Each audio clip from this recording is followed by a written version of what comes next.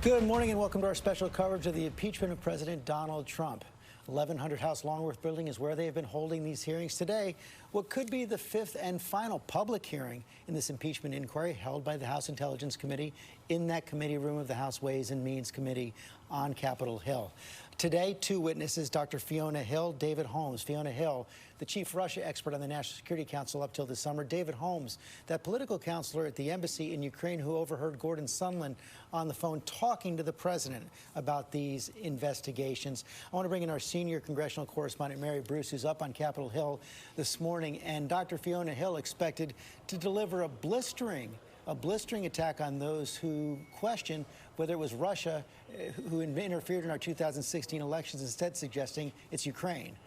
George, straight off the bat, Fiona Hill is going to be chastising the Republicans on this committee. It is a bold and rare move. She has this warning that seems aimed directly at the top Republican on the committee, Devin Nunes. Fiona Hill will say that partisan politics is driving a dangerous and fictional narrative about Ukraine, and she will accuse members of the committee of falsely believing and perpetuating this theory that Ukraine, not Russia, meddled in the U.S. election. She will warn that that is a false theory that is perpetuated by Russia and that only serves to help Russia. And she will instead encourage members of the committee to focus on what she says really matters here, which is the question about whether the president subverted national security to boost and further his own political gain. Now, Fiona Hill is also expected to be pressed about the role of John Bolton, the former national security advisor. She has said that he is the one who encouraged her to report her concerns to the top lawyer at the National Security Council. And she has said that Bolton described Rudy Giuliani as a hand grenade that was going to blow them all up, and that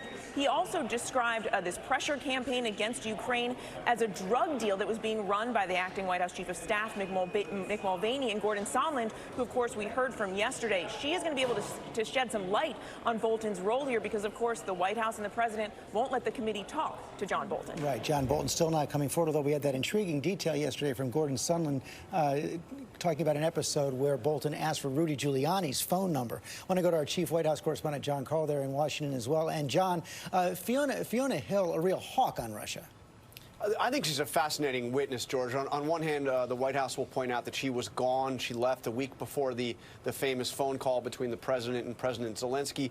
But she was the top official on the National Security Council for Russia, a real hawk. She actually wrote a book on Vladimir Putin. She had very clear and strong views about the threat that Russia posed. And she was there directing, top a person on Russia policy at a time when the president repeatedly seemed to show an affinity towards Vladimir Putin and an affinity for what she calls those Russian narratives like the idea that it was Ukraine that interfered with the U.S. elections in 2016, not Russia. And John, we see the president up and tweeting again this morning, kind of running counter to the idea that some in his political team have that impeachment could be a boon for him. Yeah, this I think is a very revealing tweet. He's had several tweets this morning, but one in particular caught my eye, George. He said, "I never in my wildest dreams thought my name would be in any way associated with the ugly word impeachment." You know, sometimes you've heard from people close to him that impeachment could actually help the president because people will rebel against what they're seeing as Democratic overreach. But I have been told consistently by people close to the president that this really bothers him, that the idea that he would go down in history as one of just 3 presidents impeached really bothers him. You can understand why. David Muir here in the studio is this morning. The second witness, David Holmes. We heard a lot about him yesterday. We certainly did, and David Holmes is going to be fascinating today because he was the one who works at the embassy there in Ukraine, obviously in Kiev, who says he overheard that phone call between Ambassador Sondland and President Trump. Said he could hear President Trump through the phone. It was an unsecure line. It was Ambassador Sondland's actual cell phone, and he says he could hear the president asking him, are they going to move forward with the investigation or investigations? And Sondland said that meant looking into Burisma and into the 2016 election, and Sondland replying he's going to do it.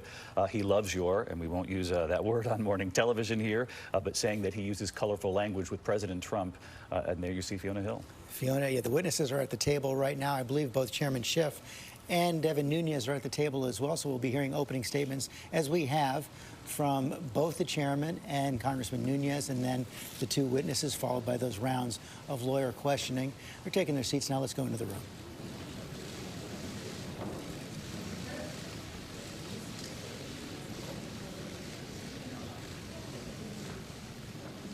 Right, as we're waiting for the swearing in to begin, we also heard from Vladimir Putin yesterday for the first time. Thank God no one is accusing us of interfering in the U.S. elections anymore.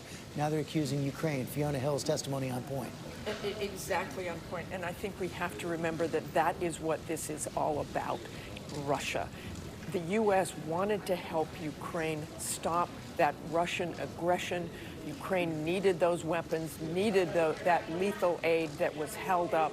And we also know that Rudolph Giuliani had an outsized influence on President Trump and the Ukraine policy, saying that Ukraine was trying to take him down, and that moved the emphasis. And one of the things we've heard consistently in this testimony is that this CrowdStrike conspiracy theory that the president continues to refer to began with Russia. Exactly, and Fiona Hill will say that was completely debunked. But President Trump, as we know from the very beginning of his presidency, doubted the intelligence community, doubted his own senior officials on what they were saying about Russia and Russia involvement in the 2016 election. Okay, let's go back to the room now. As we said, Chairman Schiff seems about ready to gavel it in.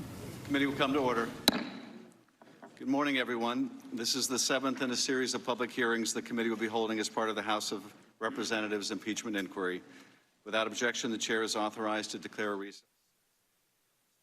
Holding as part of the House of Representatives impeachment inquiry. Without objection, the chair is authorized to declare a recess of the committee at any time. There is a quorum present. We will proceed today in the same fashion as our other hearings. I'll make an opening statement, then Ranking Member Nunes will have the opportunity to make a statement. Then we will turn to our witnesses for their opening statements and then to questions. For audience members, we welcome you and respect your interest in being here. In turn, we ask for your respect as we proceed with today's hearing. It is the intention of the committee to proceed without disruptions. As chairman, I'll take all necessary and appropriate steps to maintain order and ensure that the committee is run in accordance with House rules and House Resolution 660.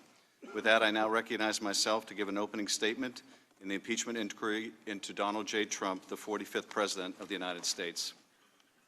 Yesterday morning, the committee heard from Ambassador Gordon Sondland, the American ambassador to the European Union, the de facto leader of the Three Amigos, who had regular access to President Donald Trump and pressed the new Ukrainian President, Vladimir Zelensky, for 2 investigations Trump believed would help his re-election campaign. The first investigation was of a discredited conspiracy theory that Ukraine and not Russia was responsible for interfering in our 2016 election. The second investigation was into the political rival Trump apparently feared most, Joe Biden. Trump sought to weaken Biden and to refute the fact that his own election had been helped by a Russian hacking and dumping operation and Russian social media campaign directed by Vladimir Putin.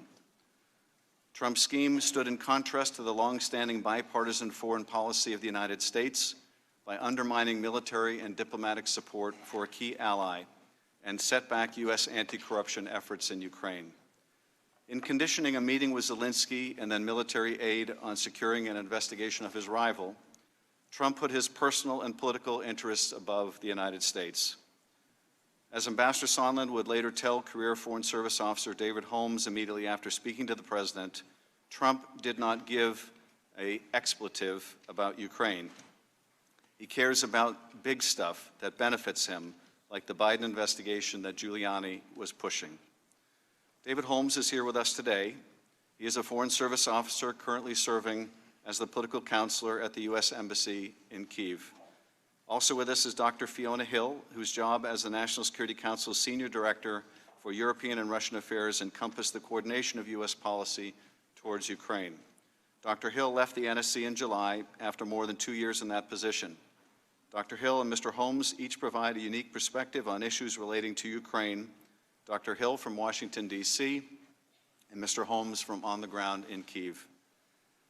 In early 2019, Dr. Hill became concerned by the increasing prominence of Rudy Giuliani, the president's personal lawyer, who was, as she has testified, asserting quite frequently on television in public appearances that he had been given some authority over matters related to Ukraine. Hill was not alone in her concerns. Her boss, National Security Advisor John Bolton, was also paying attention, as were other NSC and State Department officials, including Holmes at the U.S. Embassy in Kyiv. Bolton viewed Giuliani as a hand grenade that is going to blow everybody up, and was powerless to prevent the former mayor from engineering former U.S. Ambassador to Ukraine Marie Yovanovitch's firing in late April, or her recall. Holmes was stunned by the intensity and consistency of media attacks on Yovanovitch, by name as a U.S. ambassador, and the scope of the allegations that were leveled against her. Yovanovitch's dismissal as a result of Giuliani's smear campaign was one of several things that unsettled Dr. Hill. Another was the role of Gordon Sondland, who emerged as a key player in Ukraine policy in May, when he was named as part of the U.S. delegation led by Secretary Rick Perry to President Zelensky's inauguration. Lieutenant Colonel Alexander Vindman also attended the inauguration, and as Holmes recalls, during a meeting with President Zelensky, took the opportunity to advise the new Ukraine leader to stay out of U.S. domestic politics. Another concern that arose for Dr. Hill around this time was her discovery of a potential NSC back channel on Ukraine. Hill learned that an NSC staff member who did not work on Ukraine, and for her may have been providing Ukraine-related information to President Trump that Dr. Hill was not made aware of. According to Holmes, following the Zelensky inauguration, Sondland and Perry took a very active and unconventional role in formulating our priorities for the new Zelensky administration and personally reaching out to President Zelensky and his senior team. Sondland's newfound assertiveness also concerned Dr. Hill, who previously had enjoyed a cordial working relationship with the ambassador. On June 18, 2019, Hill had a blow-up with Sondland when he told her that he was in charge of Ukraine policy. Dr. Hill testified that Sondland got testy with me, and I said, "Who has put you in charge of it?" He said, "The President." On July 10th, Dr. Hill was part of a meeting at the White House with a group of U.S. and Ukrainian officials, including Bolton, Sondland, and Energy Secretary Perry, another of the three amigos. The meeting was intended, among other things, to give the Ukrainians an opportunity to convey that they were anxious to set up a meeting, a first meeting, between their new president and President Trump. Sondland interjected to inform the group that, according to White House Chief of Staff Mick Mulvaney, the White House meeting sought by the Ukrainian president with Trump would happen if Ukraine undertook certain investigations. Hearing this, Bolton abruptly ended the meeting. Undeterred, Sondland brought the Ukrainian delegation and the NSC director for Ukraine, Lieutenant Colonel Alexander Vindman, downstairs to another part of the White House, where they were later joined by Dr. Hill. In this second meeting, Sondland was more explicit. Ukraine needed to conduct investigations if they were to get a meeting at all. Bolton directed Dr. Hill to report this to NSC legal advisor John Eisenberg, telling her, "You go and tell Eisenberg that I am not part of whatever drug deal Sondland and Mulvaney are cooking up on this. And you go ahead and tell him what you've heard and what I've said." Dr. Hill did so, as did Lieutenant Colonel Vindman, who separately approached the same lawyers with his concerns. On July 18, the day before Dr. Hill left her post at the NSC, Holmes participated in a secure interagency video conference on Ukraine. Towards the end of the meeting, a representative from the Office of Management and Budget announced that the flow of nearly $400 million in security assistance for Ukraine was being held up. The order had come from the President and had been conveyed to OMB by Acting White House Chief of Staff Mick Mulvaney without further explanation. Holmes, unaware of the hold prior to the call, was shocked. He thought the suspension of aid was extremely significant, undermining what he had understood to be long-standing U.S. national security goals in Ukraine. 1 week later, on July 25th, President Trump spoke with President Zelensky by phone. When President Zelensky brought up U.S. military support and noted that Ukraine would like to buy more Javelin anti-tank missiles from the United States, Trump responded by saying, "I would like you to do us a favor, though." Trump then requested that Zelensky investigate the discredited conspiracy theory that Ukraine interfered in the 2016 election. Even more ominously, Trump asked Zelensky to look into the Bidens. Neither request had been included in the official talking points for the call prepared by the NSC staff, but both were in Donald Trump's personal interest and the interests of his 2020 re-election campaign. And the Ukrainian president knew about both in advance, in part because of efforts by Ambassadors Sondland and Volker to make him aware of President Trump's demands. The next day, July 26th, in Kyiv, Holmes served as a note-taker during a meeting between Acting Ambassador Bill Taylor, Volker, and Sondland with President Zelensky and other senior Ukrainian officials. Zelensky said that on the previous day's call, President Trump had, quote, 3 times raised some very sensitive issues that he would have to follow up on those issues when they met in person. Although he did not realize it at the time, Holmes came to understand that the sensitive issues were the investigations that President Trump demanded on the July 25th call. Following the meeting with Zelensky, Holmes accompanied Sondland to a separate meeting with one of the Ukrainian president's top advisors, Andrei Yermak. But Holmes was not allowed into the meeting and waited for 30 minutes while Sondland and the Ukrainian met alone, without any note-takers to record what they said. After the meeting, Sondland, Holmes, and 2 other State Department staff went to lunch at a nearby restaurant and sat on an outdoor terrace. At some point during the meal, Sondland pulled out his cell phone, placed a call to the White House, and asked to be connected to the president. When Trump came on the line, Holmes could hear the president's voice clearly. Holmes recalled that, quote, the president's voice was very loud and recognizable, and Ambassador Sondland held the phone away from his ear for a period of time, presumably because of the loud volume. Sondland said he was calling from Kyiv. He told the president that President Zelensky loves your ass. Holmes then heard President Trump ask, so he's going to do the investigation? Ambassador Sondland replied, he's going to do it, adding that President Zelensky will do anything you ask him. After the call ended, Holmes took the opportunity to ask Sondland for his candid impression of the president's views on Ukraine.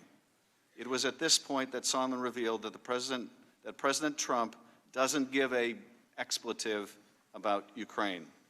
The president only cares about big stuff that benefits the president, like the Biden investigation that Mr. Giuliani was pushing. A month later, National Security Advisor Bolton traveled to Kyiv. Between meetings with Ukrainian government officials, Holmes heard Bolton express to Ambassador Bill Taylor his frustration about Mr. Giuliani's influence with the president. Bolton made clear, however, there was nothing he could do about it. Bolton further stated that the hold on security assistance would not be lifted prior to the upcoming meeting between President Trump and Zelensky in Warsaw, where it would hang on whether Zelensky was able to favorably impress President Trump. Trump canceled his trip to Warsaw, but Sondland, Volker, and others continued to press for a public announcement of the opening of investigations by Zelensky. On September 8, Taylor told Holmes that, quote, now they're insisting Zelensky commit to the investigation in an interview with CNN. Holmes was surprised the requirement was so specific and concrete, since it amounted to nothing less than a, quote, demand that President Zelensky personally commit to a specific investigation of President Trump's political rival on a cable news channel, unquote. On September 9, this committee, along with the Foreign Affairs and Oversight Committees, launched our investigation of this corrupt scheme. President Trump released the hold on aid 2 days later. As CNN's Fareed Zakaria has revealed, the Ukrainians canceled the CNN interview shortly thereafter. 2 weeks later, on September 25th, the transcript of the July 25th call was released by the White House, and the details of the president's scheme started coming into view. In the coming days, Congress will determine what response is appropriate. If the president abused his power and invited foreign interference in our elections, if he sought to condition, coerce, extort, or bribe a vulnerable ally into conducting investigations to aid his re-election campaign and did so by withholding official acts, a White House meeting, or hundreds of millions of dollars of needed military aid, it will be for us to decide whether those acts are compatible with the office of the presidency. I now recognize Ranking Member Nunes for any remarks he would like to make. Thank you.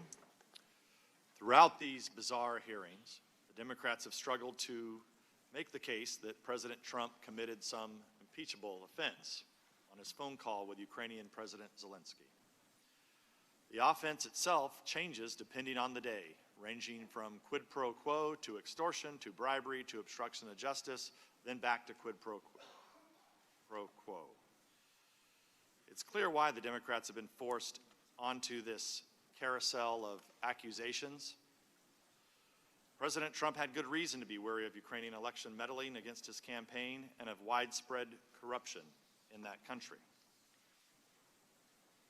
President Zelensky, who didn't even know aid to Ukraine had been paused at the time of the call, has repeatedly said there was nothing wrong with the conversation.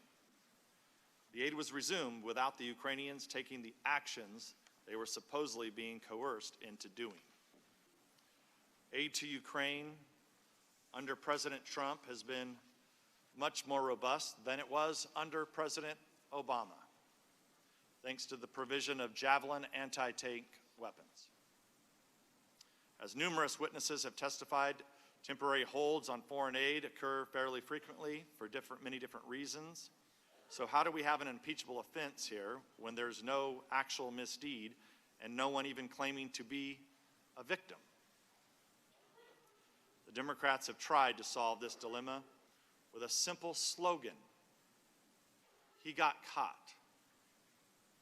President Trump, we are to believe, was just about to do something wrong, and getting caught was the only reason he backed down from whatever nefarious thought crime the Democrats are accusing him of almost committing.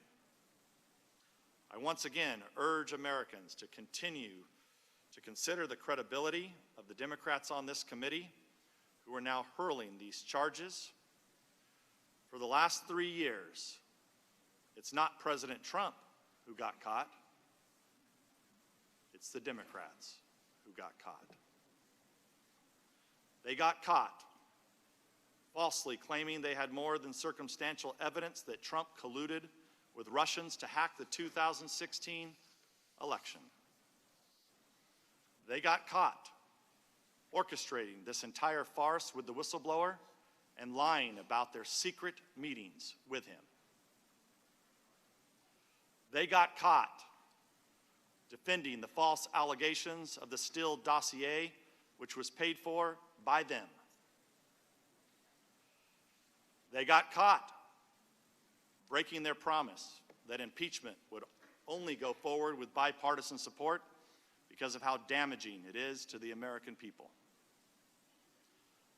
They got caught running a sham impeachment process featuring secret depositions, hidden transcripts, and an unending flood of Democrat leaks to the media. They got caught trying to obtain nude photos of President Trump from Russian pranksters, pretending to be Ukrainians. And they got caught covering up for Alexander Chalupa, a Democratic National Committee operative who colluded with Ukrainian officials to smear the Trump campaign by improperly redacting her name from deposition transcripts and refusing to let Americans hear her testimony as a witness in these proceedings. That is the Democrats' pitiful legacy in recent years. They got caught. Meanwhile, their supposed star witness testified that he was guessing that President Trump was tying Ukrainian aid to investigations despite no one telling him that was true, and the president himself explicitly telling him the opposite, that he wanted nothing from Ukraine. Ladies and gentlemen, unless the Democrats once again scramble their kangaroo court rules, today's hearing marks the merciful end of this spectacle in the Impeachment Committee, formerly known as the Intelligence Committee. Whether the Democrats reap the political benefit they want from this impeachment remains to be seen, but the damage they have done to this country will be long-lasting. With this wrenching attempt to overthrow the president, they have pitted Americans against one another and poisoned the mind of fanatics who actually believe the entire galaxy of bizarre accusations they have leveled against the president since the day the American people elected him. I sincerely hope the Democrats end this affair as quickly as possible so our nation can begin to heal the many wounds it has inflicted on us. The people's faith in government and their belief that their vote counts for something has been shaken. From the Russia hoax to this shoddy Ukrainian sequel, the Democrats got caught. Let's hope they finally learn a lesson, give their conspiracy theories a rest, and focus on governing for a change. In addition, Mr. Chairman, pursuant to House Rule 11, Clause 2J1, the Republican members transmit our request to convene a minority day of hearings. To date, you have blocked key witnesses that we have requested from testifying in this partisan impeachment inquiry. This rule was not displaced by H.Res. 660, and therefore, under House Rule 11, Clause 1A, it applies to the Democrats' impeachment inquiry. We look forward to the chair promptly scheduling an agreed-upon time for the minority day of hearings so that we can hear from key witnesses that you have continually blocked from testifying. I'd also like to take a quick moment on an assertion Ms. Hill made in the statement that she submitted to this committee, in which she claimed that some committee members deny that Russia meddled in the 2016 election. As I noted in my opening statement on Wednesday, that in March 2018, Intelligence Committee Republicans published the results of a year-long investigation into Russian meddling. The 240-page report analyzed 2016 Russian meddling campaign, the U.S. government reaction to it, Russian campaigns in other countries, and provided specific recommendations to improve American election security. I'm going to ask my staff to hand these reports to our two witnesses today, just so they can have a recollection of their memory. As America may or may not know, Democrats refused to sign on to the Republican report.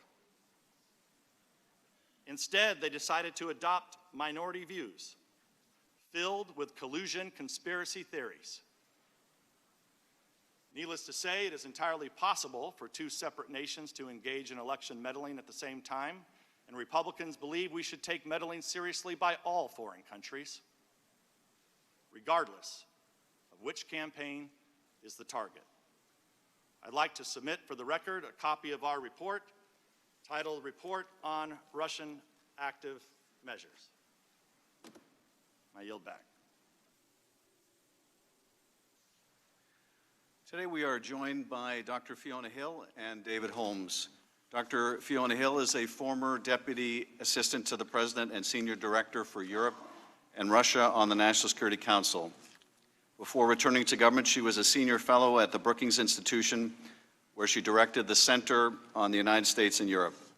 She previously worked at the National Intelligence Council, the Eurasia Foundation, and the John F. Kennedy School of Government. David Holmes is the political counselor at the U.S. Embassy in Kyiv, where he serves as the senior policy and political advisor to Ambassador Taylor, who testified earlier in these hearings. He is a career Foreign Service officer. He has previously served in Moscow, New Delhi, Kabul, Bogota, and Pristina. He has also served on the staff of the National Security Council as special assistant to the United States Secretary of State. Two final points before our witnesses are sworn. First, witness depositions as part of this inquiry were unclassified in nature, and all open hearings will also be held at the unclassified level. Any information that may touch on classified information will be addressed separately.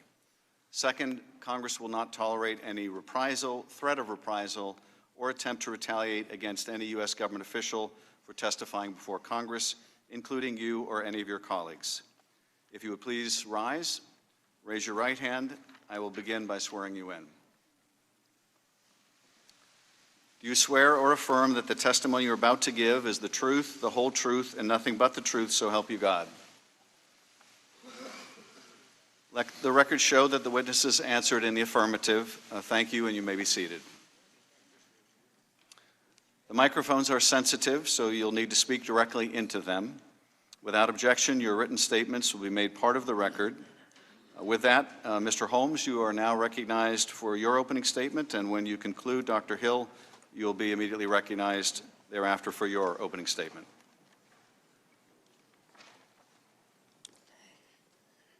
Thank you. Good morning, Mr. Chairman, Ranking Member Nunez, and members of the committee. My name is David Holmes, and I'm a career Foreign Service officer with the Department of State. Since August 2017, I've been the political counselor at the U.S. Embassy in Kyiv, Ukraine. While it is an honor to appear before you today, I want to make clear that I did not seek this opportunity to testify today. Since you determined that I may have something of value to these proceedings and issued a subpoena, it is my obligation to appear and to tell you what I know. Indeed, as Secretary Pompeo has stated, I hope everyone who testifies will do so truthfully and accurately. When they do, the oversight role will have been performed, and I think America will come to see what took place here. That is my only goal, to testify truthfully and accurately to enable you to perform that role. And to that end, I put together this statement to lay out as best I can my recollection of events that may be relevant to this matter. By way of background, I have spent my entire professional career as a Foreign Service officer. Like many of the dedicated public servants who have testified in these proceedings, my entire career has been in the service of my country. I'm a graduate of Pomona College in Claremont, California, and received degrees in international affairs from the University of St. Andrews in Scotland and from Princeton University's Woodrow Wilson School of Public and International Affairs. I joined the Foreign Service in 2002 through an apolitical, merit-based process under the George W. Bush administration. And I have proudly served administrations of both parties and worked for their appointees, both political and career. Prior to my current post in Kyiv, Ukraine, I served in the political and economic sections at the U.S. Embassy in Moscow, Russia. In Washington, I served on the National Security Council staff as Director for Afghanistan and as a Special Assistant to the Undersecretary of State. My prior overseas assignments include New Delhi, India, Kabul, Afghanistan, Bogota, Colombia, and Pristina, Kosovo. As the political counselor at the U.S. Embassy in Kyiv, I lead the political section, covering Ukraine's internal politics, foreign relations, and security policies. And I serve as the senior policy and political advisor to the ambassador. The job of an embassy political counselor is to gather information about the host country's political landscape, to report back to Washington, to represent U.S. policies to foreign contacts, and to advise the ambassador on policy development and implementation. In this role, I'm a senior member of the embassy's country team and continually involved in addressing issues as they arise. I'm also often called upon to take notes in meetings involving the ambassador or visiting senior U.S. officials with Ukrainian counterparts. For this reason, I've been present in many of the meetings with President Zelensky and his administration, some of which may be germane to this inquiry.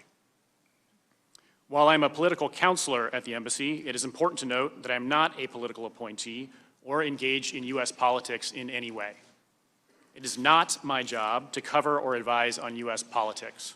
On the contrary, I'm an apolitical foreign policy professional, and my job is to focus on the politics of the country in which I serve so that we can better understand the local landscape and better advance U.S. national interests there. In fact, during the period that we'll cover today, my colleagues and I followed direct guidance from Ambassador Yovanovitch and Ambassador Taylor to focus on doing our jobs as foreign policy professionals and to stay clear of Washington politics. I arrived in Kyiv to take up my assignment as political counselor in August 2017, a year after Ambassador Yovanovitch received her appointment. From August 2017 until her removal from post in May 2019, I was Ambassador Yovanovitch's chief policy advisor and developed a deep respect for her dedication, determination, decency, and professionalism. During this time, we worked together closely, speaking multiple times per day, and I accompanied Ambassador Yovanovitch to many of her meetings with senior Ukrainian counterparts. Our work in Ukraine focused on 3 policy priorities: peace and security, economic growth and reform, and anti-corruption and rule of law. These policies match the 3 consistent priorities of the Ukrainian people since 2014, as measured in public opinion polling, namely an end to the conflict with Russia that restores national unity and territorial integrity, responsible economic policies that deliver European standards of growth and opportunity, and effective and impartial rule of law institutions that deliver justice in cases of high-level official corruption. Our efforts on this 3rd policy priority merit special mention because it was during Ambassador Jovanovich's tenure that we achieved the hard-fought passage of a law establishing an independent court to try corruption cases. These efforts strained Ambassador Jovanovich's relationship with former President Poroshenko and some of his allies, including Prosecutor General Yuri Lutsenko, who resisted fully empowering truly independent anti-corruption institutions that would help ensure that no Ukrainians, however powerful, were above the law. Despite this resistance, the ambassador and the embassy kept pushing anti-corruption and other priorities of our policy towards Ukraine. Beginning in March 2019, the situation at the embassy and in Ukraine changed dramatically.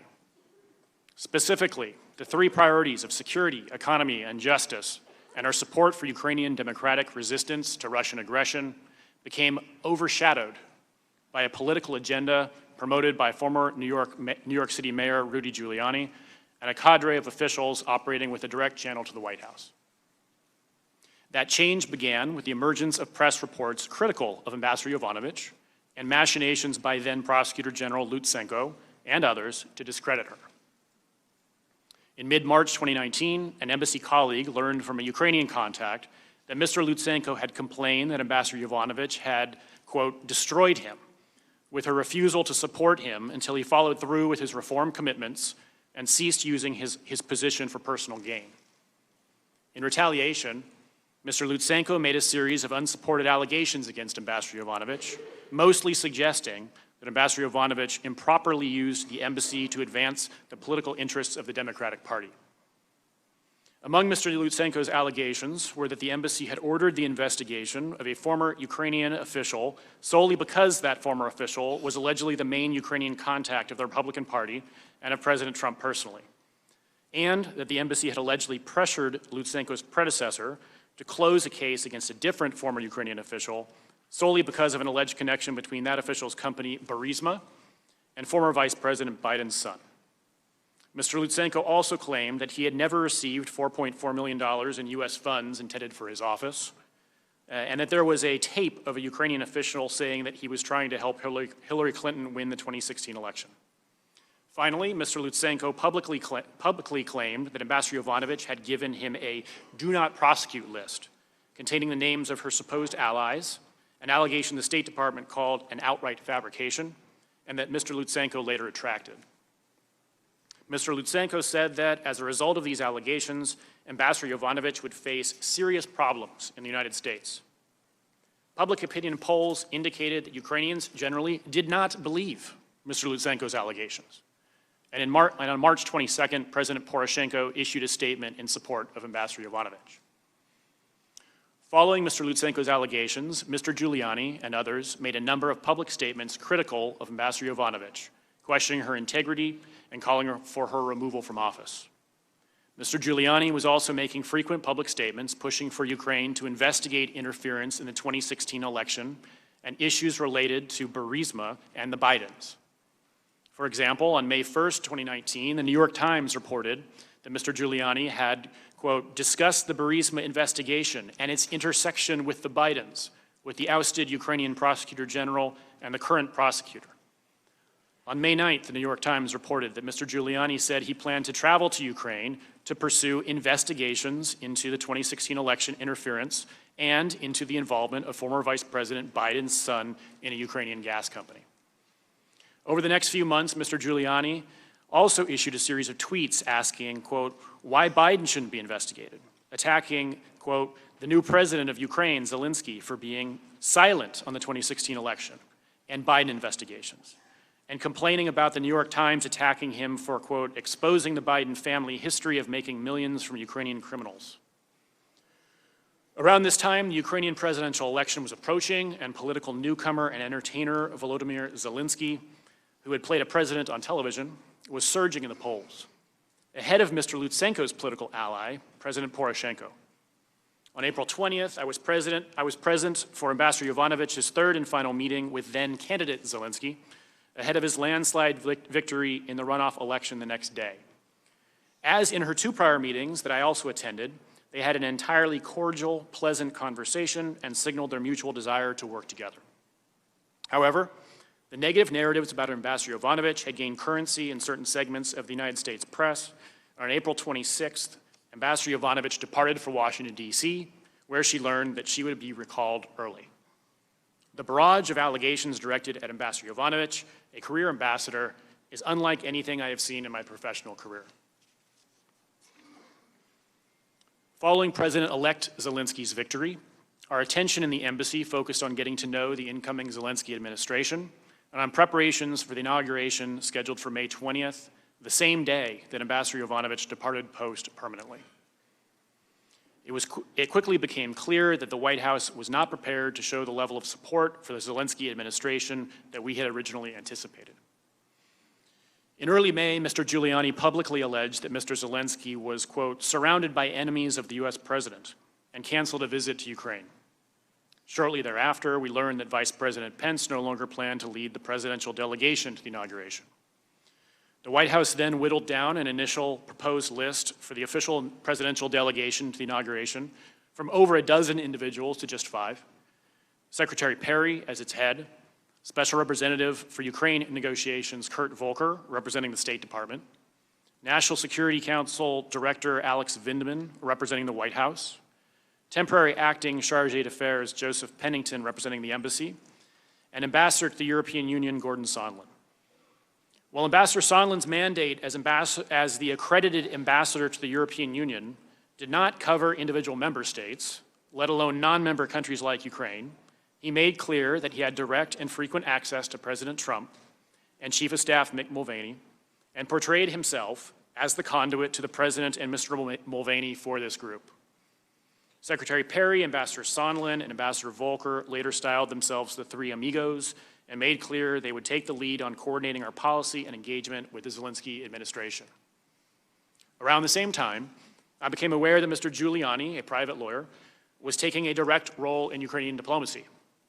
On April 25th, Ivan Bakhanov, who was Mr. Zelensky's childhood friend and campaign chair, and was ultimately appointed the head of the security services of Ukraine, indicated to me privately that he had been contacted by, quote, someone named Giuliani who said he was an advisor to the vice president.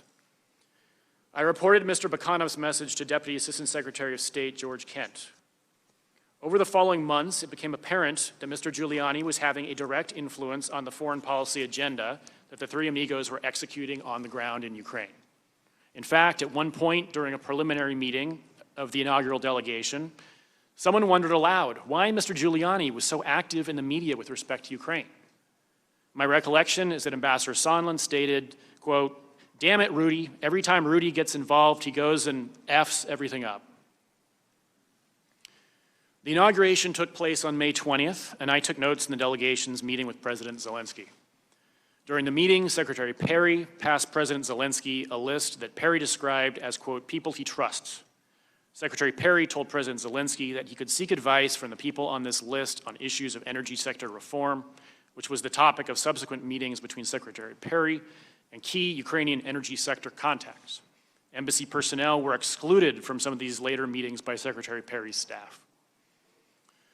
On May 23rd, Ambassador Volker, Ambassador Sondland, Secretary Perry, and Senator Ron Johnson, who had also attended the inauguration, though not on the official delegation, returned to the United States and briefed President Trump. On May 29th, President Trump signed a congratulatory letter to President Zelensky, which included an invitation to visit the White House at an unspecified date. It is important to understand that a White House visit was critical to President Zelensky. President Zelensky needed to show U.S. support at the highest levels in order to demonstrate to Russian President Putin that he had U.S. backing, as well as to advance his ambitious anti-corruption reform agenda at home. President Zelensky's team immediately began pressing to set a date for that visit. President Zelensky and senior members of his team made clear that they wanted President Zelensky's first overseas trip to be to Washington, to send a strong signal of American support, and requested a call with President Trump as soon as possible. We at the embassy also believed that a meeting was critical to the success of President Zelensky's administration and its reform agenda, and we worked hard to get it arranged. When President Zelensky's team did not receive a confirmed date for a White House visit, they made alternative plans for President Zelensky's first overseas trip to be to Brussels instead, in part to attend an American Independence Day event that Ambassador Sondland hosted on June 4th. Ambassador Sondland hosted a dinner in President Zelensky's honor following the reception, which included President Zelensky, Jared Kushner, Secretary Pompeo's counselor Ulrich Breckbuhl, senior European Union officials, and comedian Jay Leno, among others. Ambassador Bill Taylor arrived in Kyiv as Chargé d'Affaires on June 17th. For the next month, the focus of our activities, along with those of the three amigos, was to coordinate a White House visit.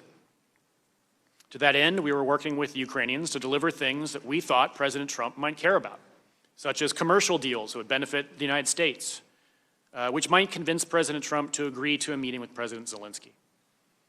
The Ukrainian policy community was unanimous in its recommendation in recognizing the importance of securing the meeting and President Trump's support. Ambassador Taylor reported that Secretary Pompeo had told him prior to his arrival in Kyiv, quote, "We need to work on turning the president around on Ukraine." Ambassador Volker told us that the next 5 years could hang on what could be accomplished in the next 3 months. I took that to mean that if we did not earn President Trump's support in the next 3 months, we could lose the opportunity to make progress during President Zelensky's 5-year term.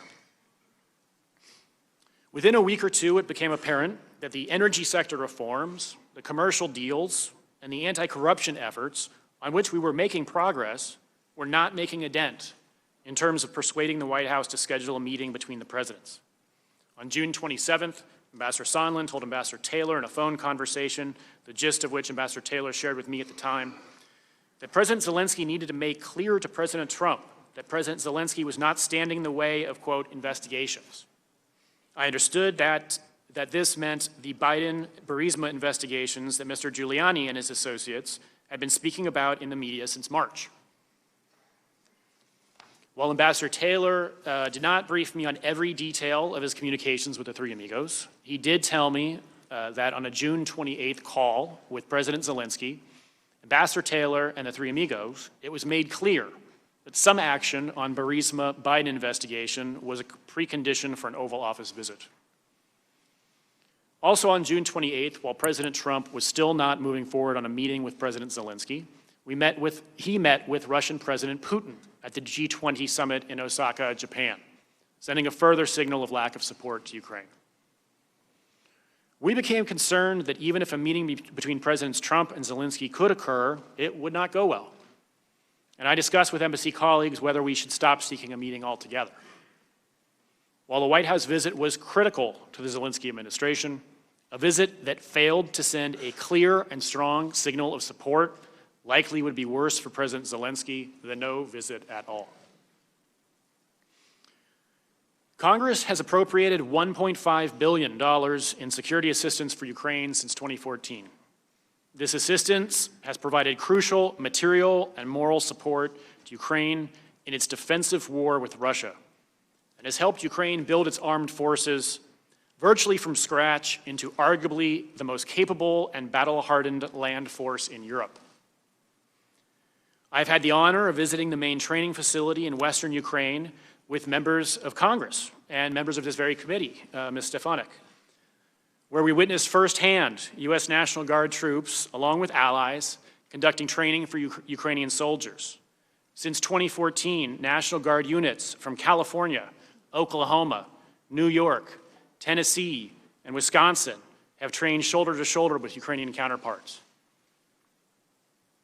Given the history of U.S. security assistance to Ukraine and the bipartisan recognition of its importance, I was shocked when on July 18th, an Office of Management and Budget staff member surprisingly announced the hold on Ukraine security assistance.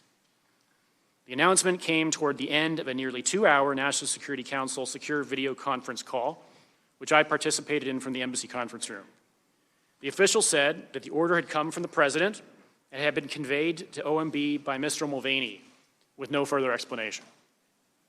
This began a week or so of efforts by various agencies to identify the rationale for the freeze, to conduct a review of the assistance, and to reaffirm the unanimous view of the Ukraine policy community of its importance.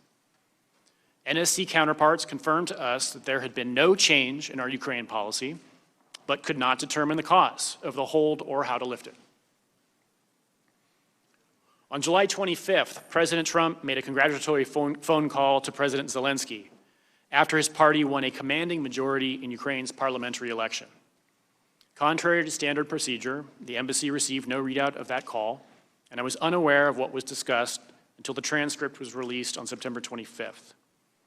Upon reading the transcript, I was deeply disappointed to see that the president raised none of what I understood to be our interagency agreed upon foreign policy priorities in Ukraine, and instead raised the Biden-Burisma investigation and referred to the theory about CrowdStrike and its supposed connection to Ukraine in the 2016 election. The next day, July 26, 2019, I attended meetings at the presidential administration building in Kyiv with Ambassador Taylor, Ambassador Volker, and Ambassador Sondland, and I took notes during those meetings. Our first meeting was with President Zelensky's chief of staff. It was brief, as he had already been summoned by President Zelensky to prepare for a subsequent broader meeting. But he did say that President Trump had expressed interest during the previous day's phone call in President Zelensky's personnel decisions related to the Prosecutor General's office. The delegation then met with President Zelensky and several other senior officials.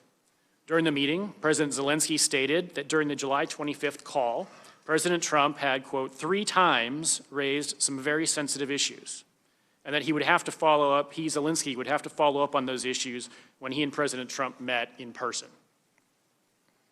Not having received a readout of the July 25th call, I did not know at the time what those sensitive issues were.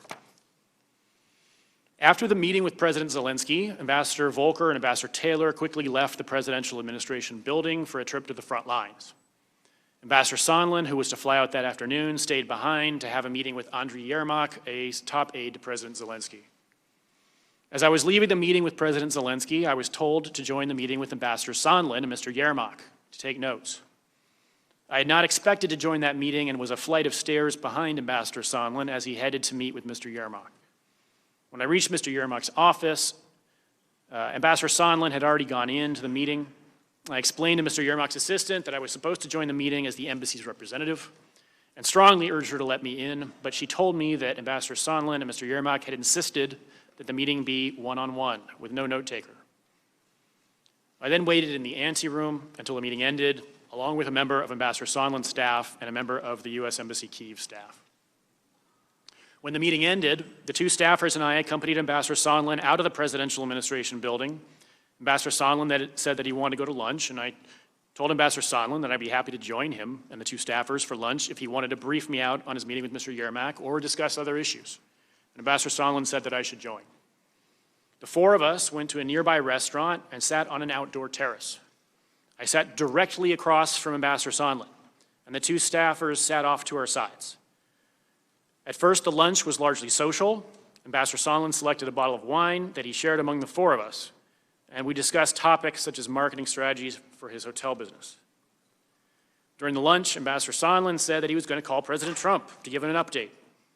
Ambassador Sondland placed a call on his mobile phone, and I heard him announce himself several times along the lines of Gordon Sondland holding for the president.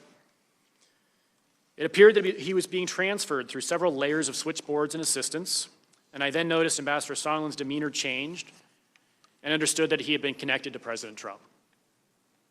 While Ambassador Sondland's phone was not on speakerphone, I could hear the president's voice through the earpiece of the phone.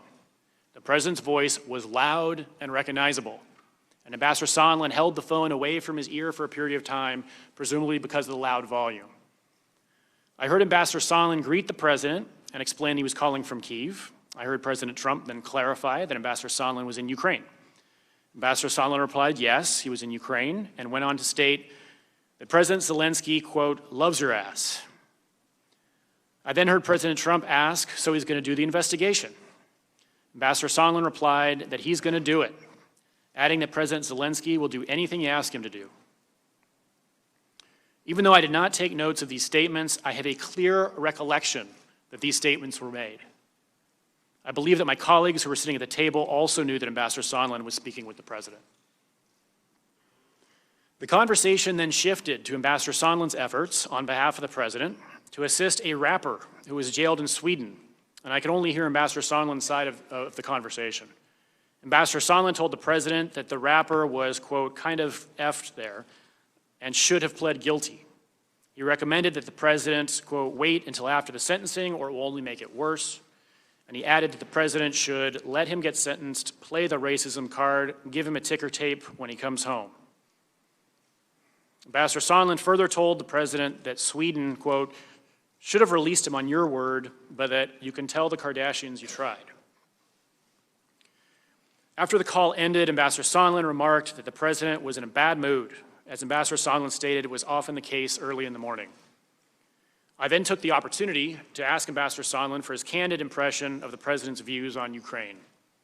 In particular, I asked Ambassador Sondland if it was true that the president did not give an expletive about Ukraine. Ambassador Sondland agreed that the president did not give an expletive about Ukraine. I asked why not, and Ambassador Sondland stated that the president only cares about big stuff. I noted there was big stuff going on in Ukraine, like a war with Russia. And Ambassador Sondland replied that he meant big stuff that benefits the president, like the Biden investigation that Mr. Giuliani was pushing. The conversation then moved on to other topics.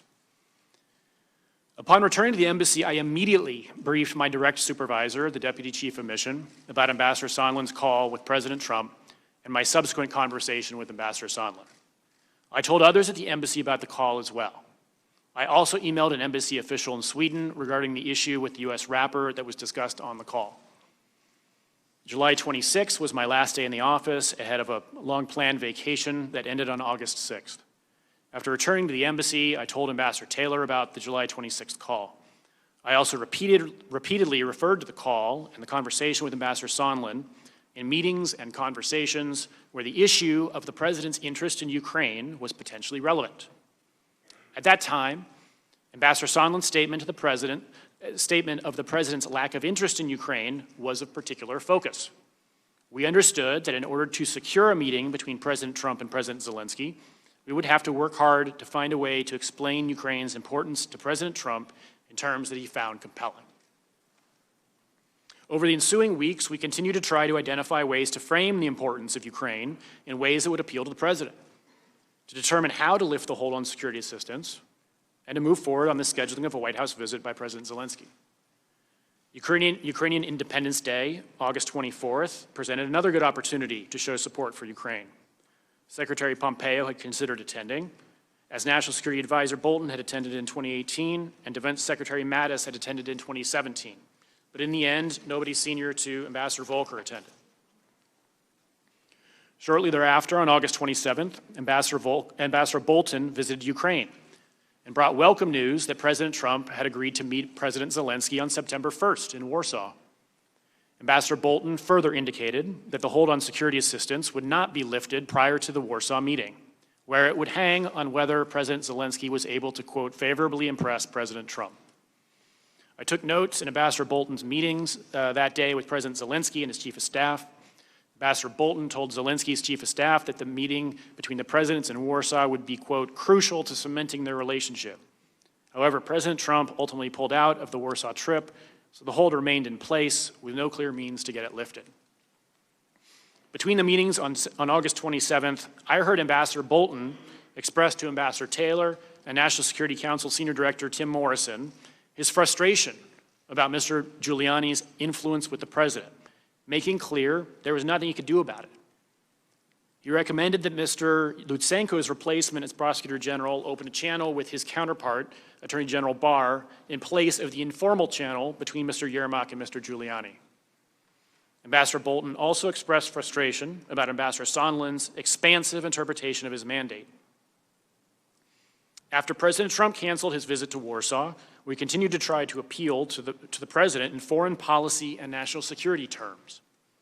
To that end, Ambassador Taylor told me that Ambassador Bolton recommended that he, Ambassador Taylor, send a first-person cable to Secretary Pompeo articulating the importance of the security assistance.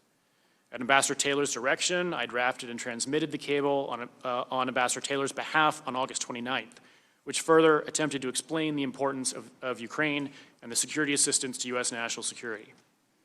By this point, however, my clear impression was that the security assistance hold was likely intended by the President either as an expression of dissatisfaction with the Ukrainians, who had not yet agreed to the Burisma-Biden investigation, or as an effort to increase the pressure on them to do so.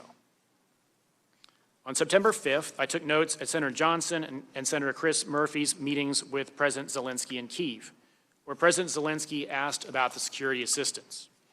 Although both senators stressed strong bipartisan congressional support for Ukraine, Senator Johnson cautioned President Zelensky that President Trump has a negative view of Ukraine and that President Zelensky would have a difficult time overcoming it.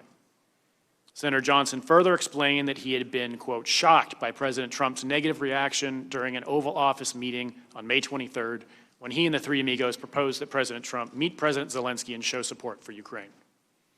On September 8th, Ambassador Taylor told me, quote, now they're insisting Zelensky commit to the investigation in an interview with CNN, which I took to refer to the three amigos.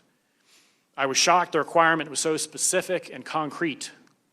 While we had advised our Ukrainian counterparts to voice a commitment to following the rule of law and generally investigating credible corruption allegations, this was a demand that President Zelensky personally commit on a cable news channel to a specific investigation of President Trump's political rival. On September 11th, the hold was finally lifted after significant press coverage and bipartisan congressional expressions of concern about the withholding of security assistance. Although we knew the hold was lifted, we were still concerned that President Zelensky had committed, in exchange for the lifting, to give the requested CNN interview. We had several indications that the interview would occur.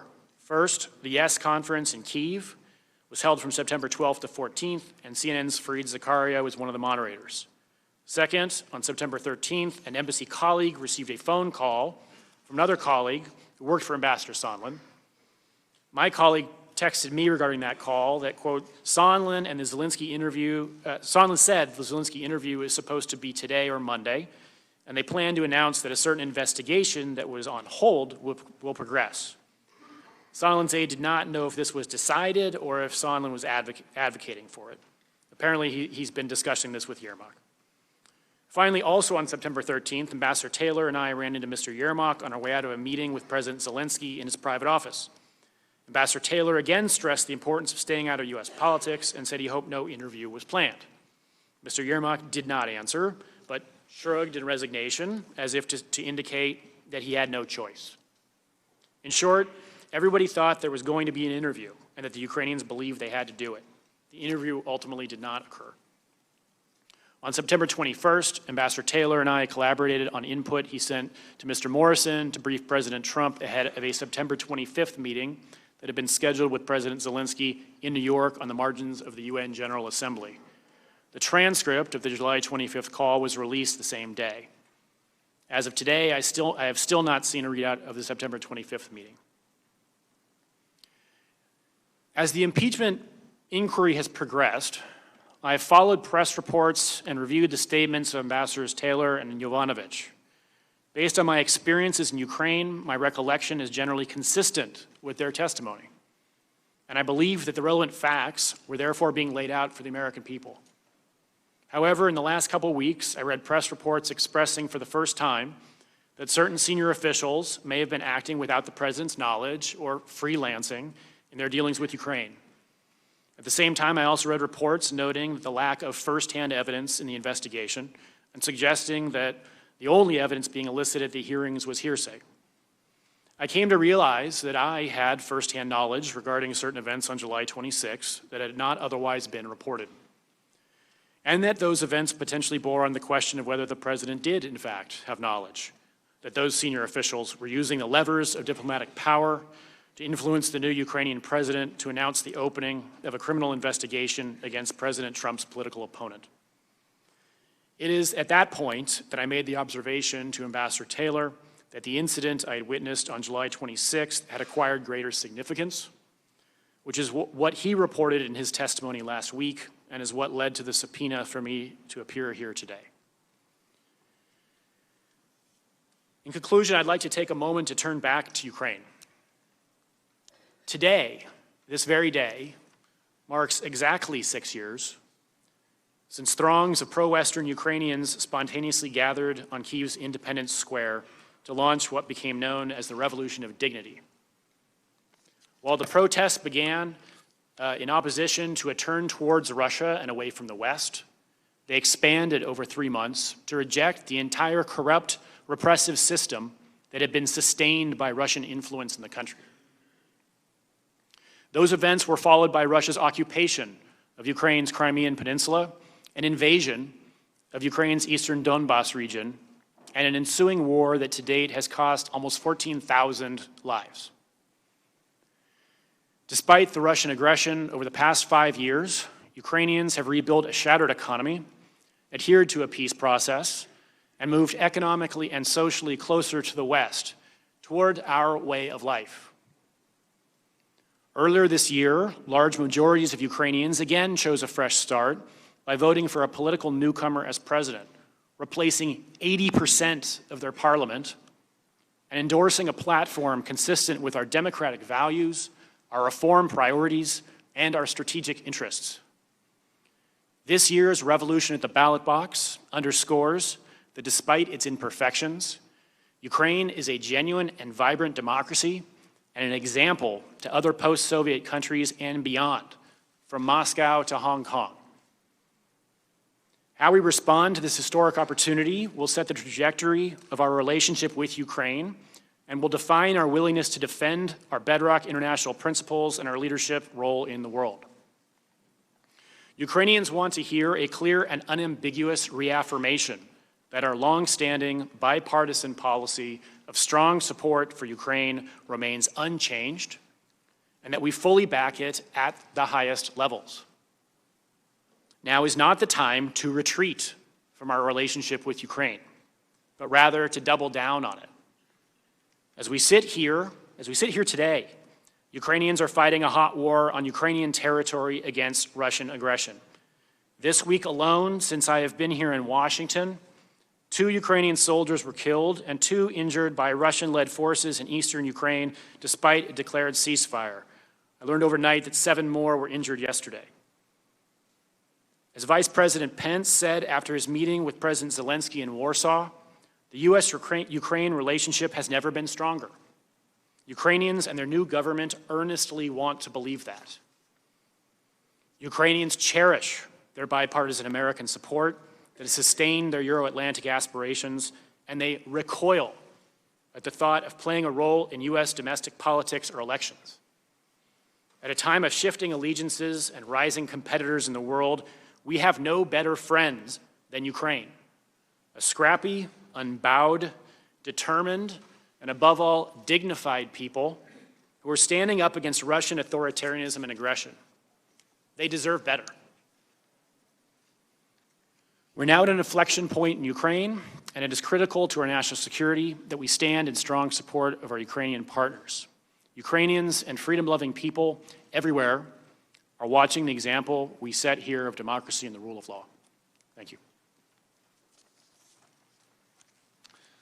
Thank you, Mr. Holmes. Dr. Hill. Thank you, Mr. Chairman. Do I need to adjust the microphone? Is the microphone on?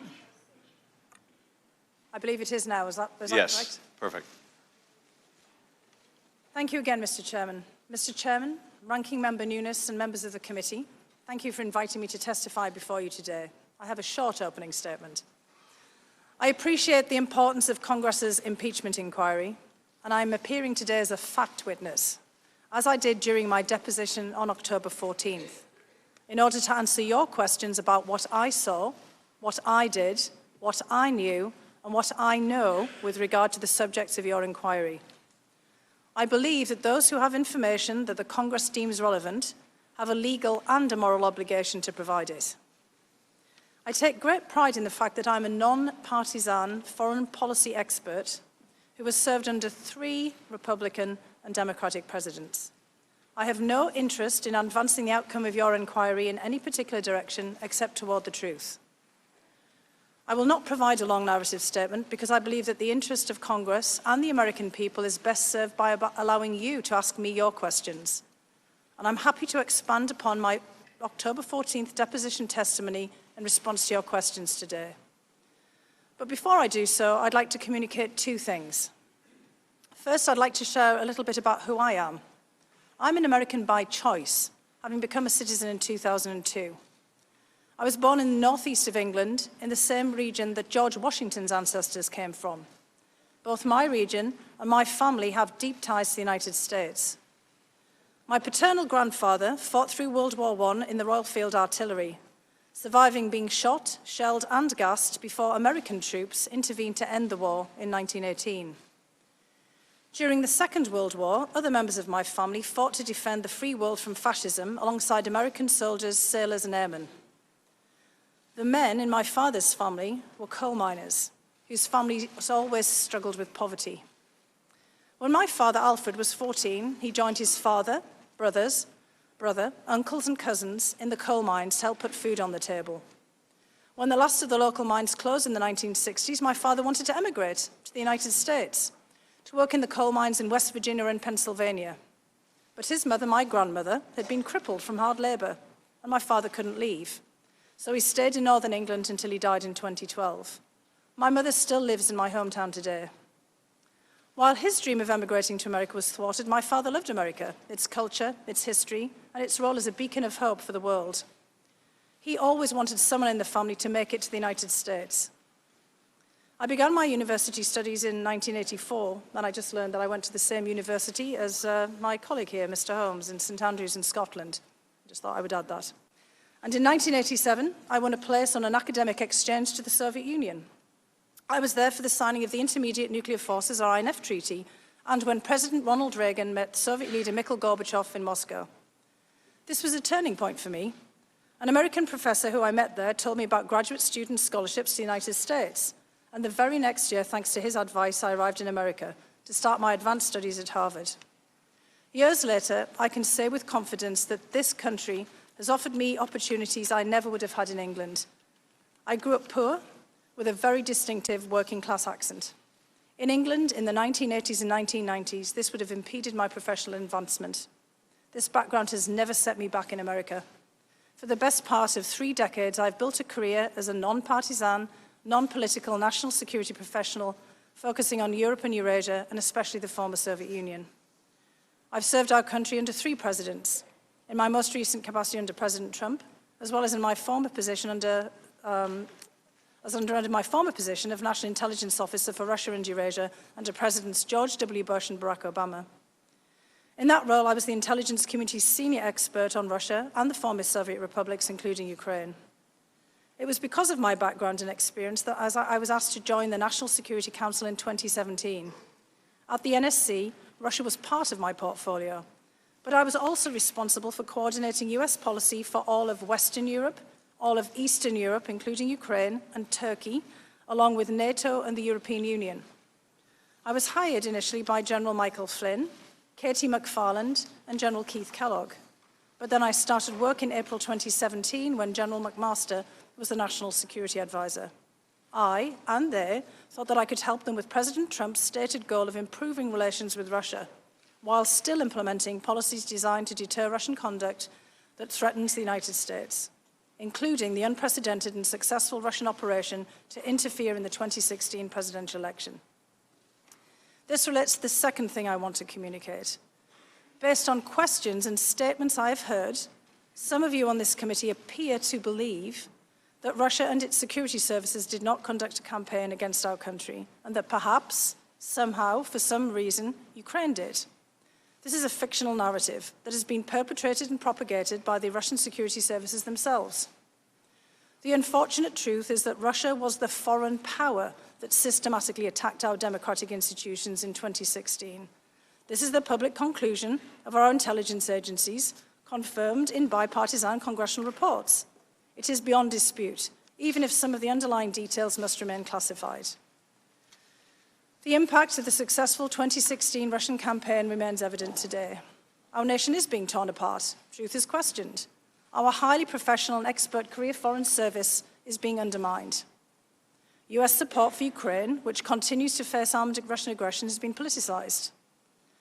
The Russian government's goal is to weaken our country, to diminish America's global role, and to neutralize a perceived US threat to Russian interests.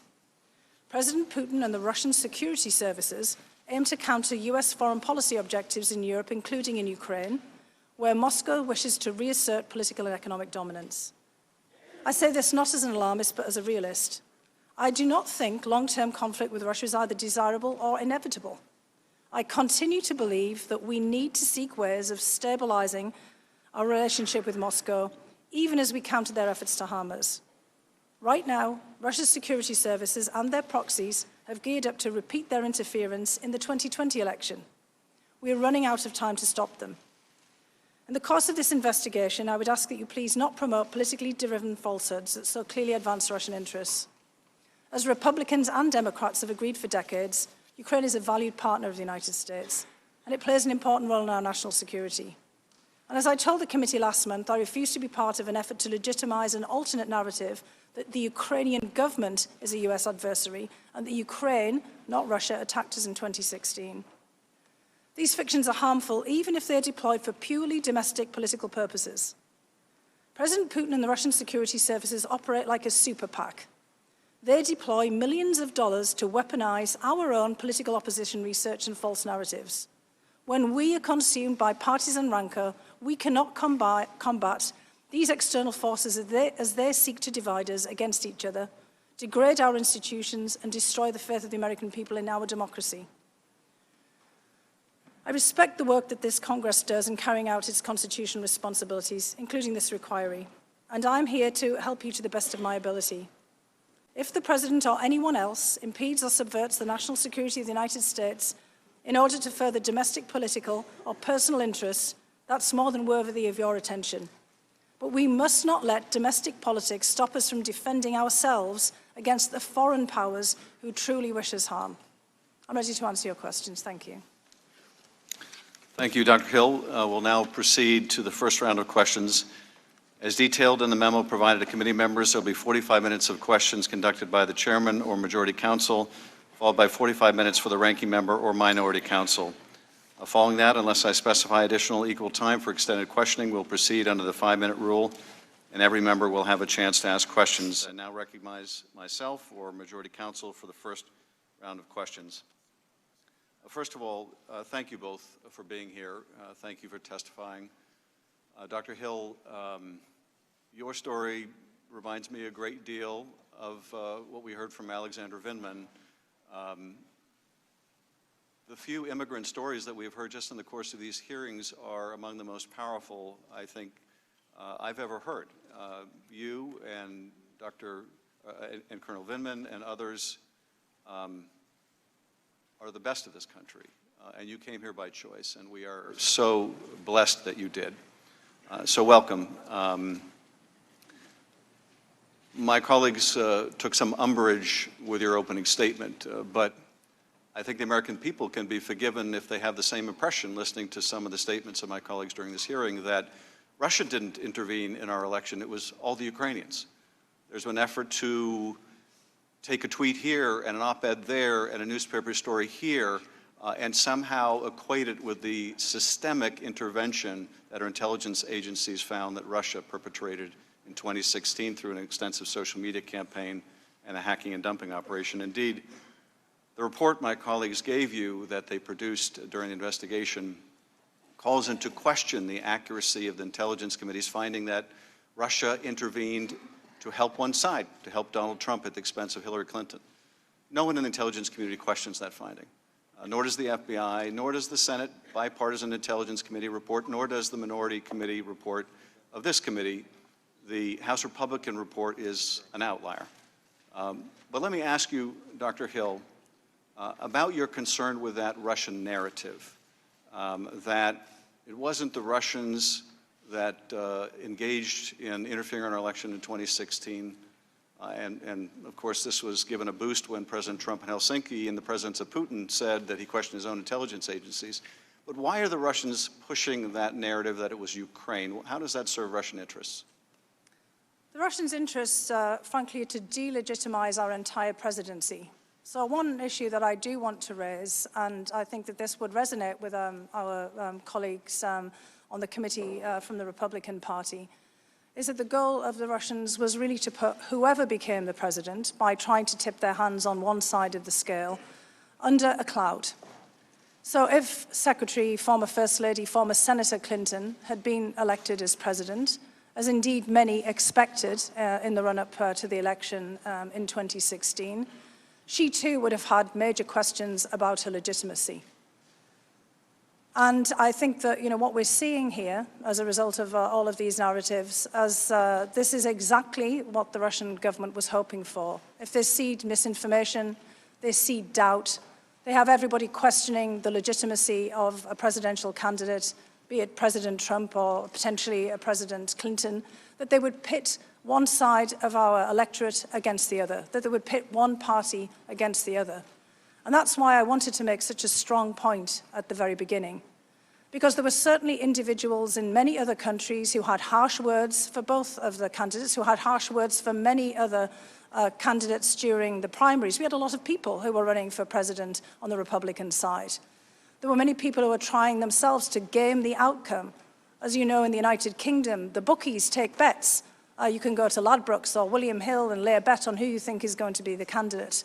So the Russian government were trying to lay in their own bets. But what they wanted to do was give a spread. They wanted to make sure that whoever they had bet on or whoever they'd tried to tip the scales would also experience some discomfort, that they would be beholden to them in some way, that they would create just the kind of chaos that we have seen in our politics. So I just want to again emphasize that we need to be very careful as we discuss all of these issues, not to give them more fodder that they can use against us in 2020. And I quite agree. There's an additional benefit, and I think you're absolutely right. The Russians are equal opportunity meddlers. They will not only help one side, but they'll also just seek to sow discord in the United States along ethnic lines, religious lines, geographic lines. But there's also a benefit now, isn't there, for Russia to put the blame on Ukraine, to cast doubt on whether they intervened at all in our election and blame it on a U.S. ally as a way of driving a wedge between the U.S. and Ukraine. Isn't that true? Well, that's absolutely the case. And in fact, you just made the point about U.S. allies. The Russians like to put a lot of blame on U.S. allies for incidents that they have perpetrated. We saw that recently with the United Kingdom in the Russian Secret Service's attack on a former spy, Mr. Skripal, and his daughter in Salisbury in England, where you may recall that the Russians actually accused the British government of perpetrating this themselves. So this falls into a long pattern of deflection and of the Russian government trying to pin the blame on someone else. And as my colleague, Mr. Holmes here has laid out, the Russians have a particular vested interest in putting Ukraine and Ukrainians and Ukrainian leaders in a very bad light. All of the issues that we started to discuss today and that you on the committee have been deeply involved in began with Russia's illegal annexation of the peninsula of Crimea from Ukraine in 2014. In response in 2015 and all of the different acts of aggression that Russia has engaged in since, starting a war in the Donbass, shooting down Russian operatives, a plane MH17 over the Donbass at a later period. There is a great deal of hostility and malign intent towards Ukraine, and it suits the Russian government very much if we are also looking at Ukraine as somehow a perpetrator of malign acts against us. Thank you. Mr. Holmes, I want to ask you a couple of questions, and I think as often is the case for people, I was obviously at your deposition, I've read your opening testimony, but as you learn more facts, you start to see things in a different light, even though your opening statement is very much consistent with your opening statement during the deposition. And I was struck in particular by something you said on page 10 of your opening statement. While we had advised our Ukrainian counterparts to voice a commitment to following the rule of law and generally investigating credible corruption allegations, this was a demand that President Zelensky personally commit on a cable news channel to a specific investigation of President Trump's political rival. This gets to a point I made at the close of our hearing yesterday about hypocrisy. Here we are, and we are urging Ukrainians to commit to following the rule of law, as you said, and only investigate genuine and credible allegations. And what are we doing? We're asking them to investigate the president's political rival. Ukrainians are pretty sophisticated actors, aren't they? They can recognize hypocrisy when they see it. What does that do to our anti-corruption efforts when the Ukrainians perceive that we're engaging in corruption ourselves? Yes, sir. So our longstanding policy is to encourage them to establish and build rule of law institutions that are capable and that are independent and that can actually pursue credible allegations. That's our policy, and we've been doing that for quite some time with some success. So focusing on particular cases, including particular cases where there is a interest of the president's, it's just not part of what we've done. It's hard to explain why we would do that. Well, it harkens back to that conversation Ambassador Volker testified about when he urged Ukraine not to investigate or prosecute Poroshenko, and the reply from Mr. Yermak was, oh, you mean like you want us to do with the Bidens and the Clintons? They're sophisticated enough actors to recognize when we're saying do as we say, not as we do, are they not? Yes, sir. You also, in your testimony, and I was struck by this anew today, when even after the aid is lifted, Ukraine still felt pressure to make these statements. And you and Ambassador Taylor were worried that they were going to do it on CNN. And you said that Ambassador Taylor again stressed the importance of staying out of U.S. politics and said he hoped no interview was planned. Mr. Yermak did not answer but shrugged in resignation as if to indicate that they had no choice. In short, everyone thought there was going to be an interview and that the Ukrainians believed they had to do it. So you're acknowledging, I think, Mr. Holmes, are you not, that Ukraine very much felt pressured to undertake these investigations that the President, Rudy Giuliani, and Ambassador Sondland and others were demanding? Yes, sir. And although the hold on the security assistance may have been lifted, there were still things they wanted that they weren't getting, including a meeting with the President in the Oval Office.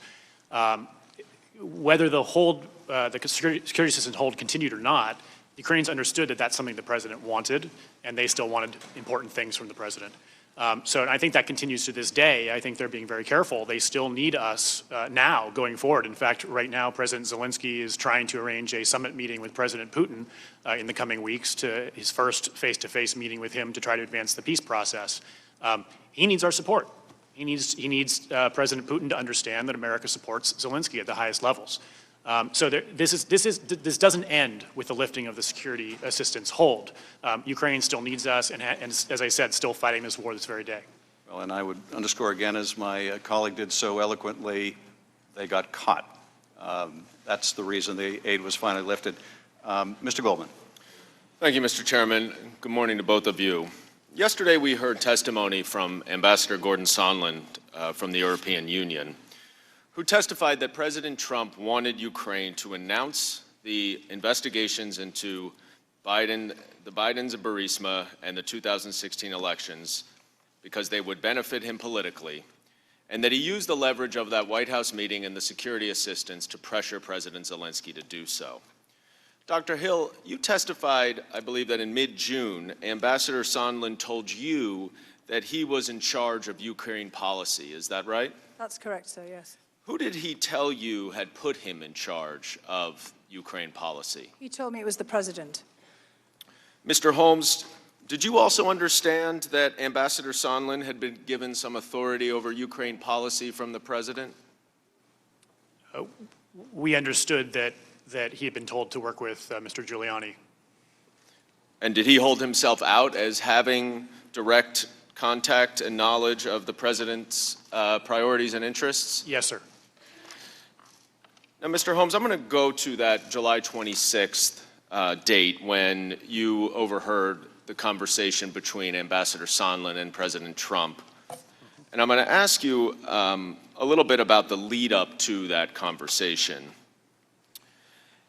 Before the lunch that you described, you said that you accompanied Ambassador Sondland, Volker, and Taylor to a meeting with President Zelensky. Is that right? That's correct. And you took notes at that meeting? Yes, sir. And you reviewed those notes before you came here to testify today? Yes. And they were helpful to refresh your recollection as to what happened. Is that right? Yes. During that meeting, President Zelensky said that on his phone call with President Trump the previous day, that 3 times President Trump had mentioned sensitive issues. Did you understand what President Zelensky was referring to when he said the sensitive issues? I couldn't be sure what he was referring to until I later read the transcript of the July 25th call. But I was aware of various contacts between the 3 amigos and his government about this set of issues. And after you read the call, what did you determine to be the sensitive issues that President Zelensky referenced? The Burisma Biden investigation. After this meeting with President Zelensky, you testified that Ambassador Sondland had a one-on-one meeting with Andrei Yermak, a top aide to Zelensky, and that you were prohibited from going into that meeting to take notes. Is that right? Yes. And yesterday, Ambassador Sondland testified that he probably discussed the investigations with Mr. Yermak. Did Ambassador Sondland tell you at all what they discussed? He did not. Now, after this meeting with Mr. Yermak, you went to lunch. And can you just describe where you were sitting at the restaurant? Yes, sir. The restaurant has sort of glass doors that open onto a terrace. And we were at the first tables on the terrace, so immediately outside of the interior of the restaurant. The doors were all wide open. There was tables, a table for 4, although I recall it being 2 tables for 2 pushed together. In any case, it was quite a wide table. And the table was set with sort of a table runner down the middle. I was directly across from Ambassador Sondland. We were close enough that we could, share an appetizer between us, and then the 2 staffers were off to our right at this next table. Now, you said that at some point Ambassador Sondland pulled out his cell phone and called President Trump.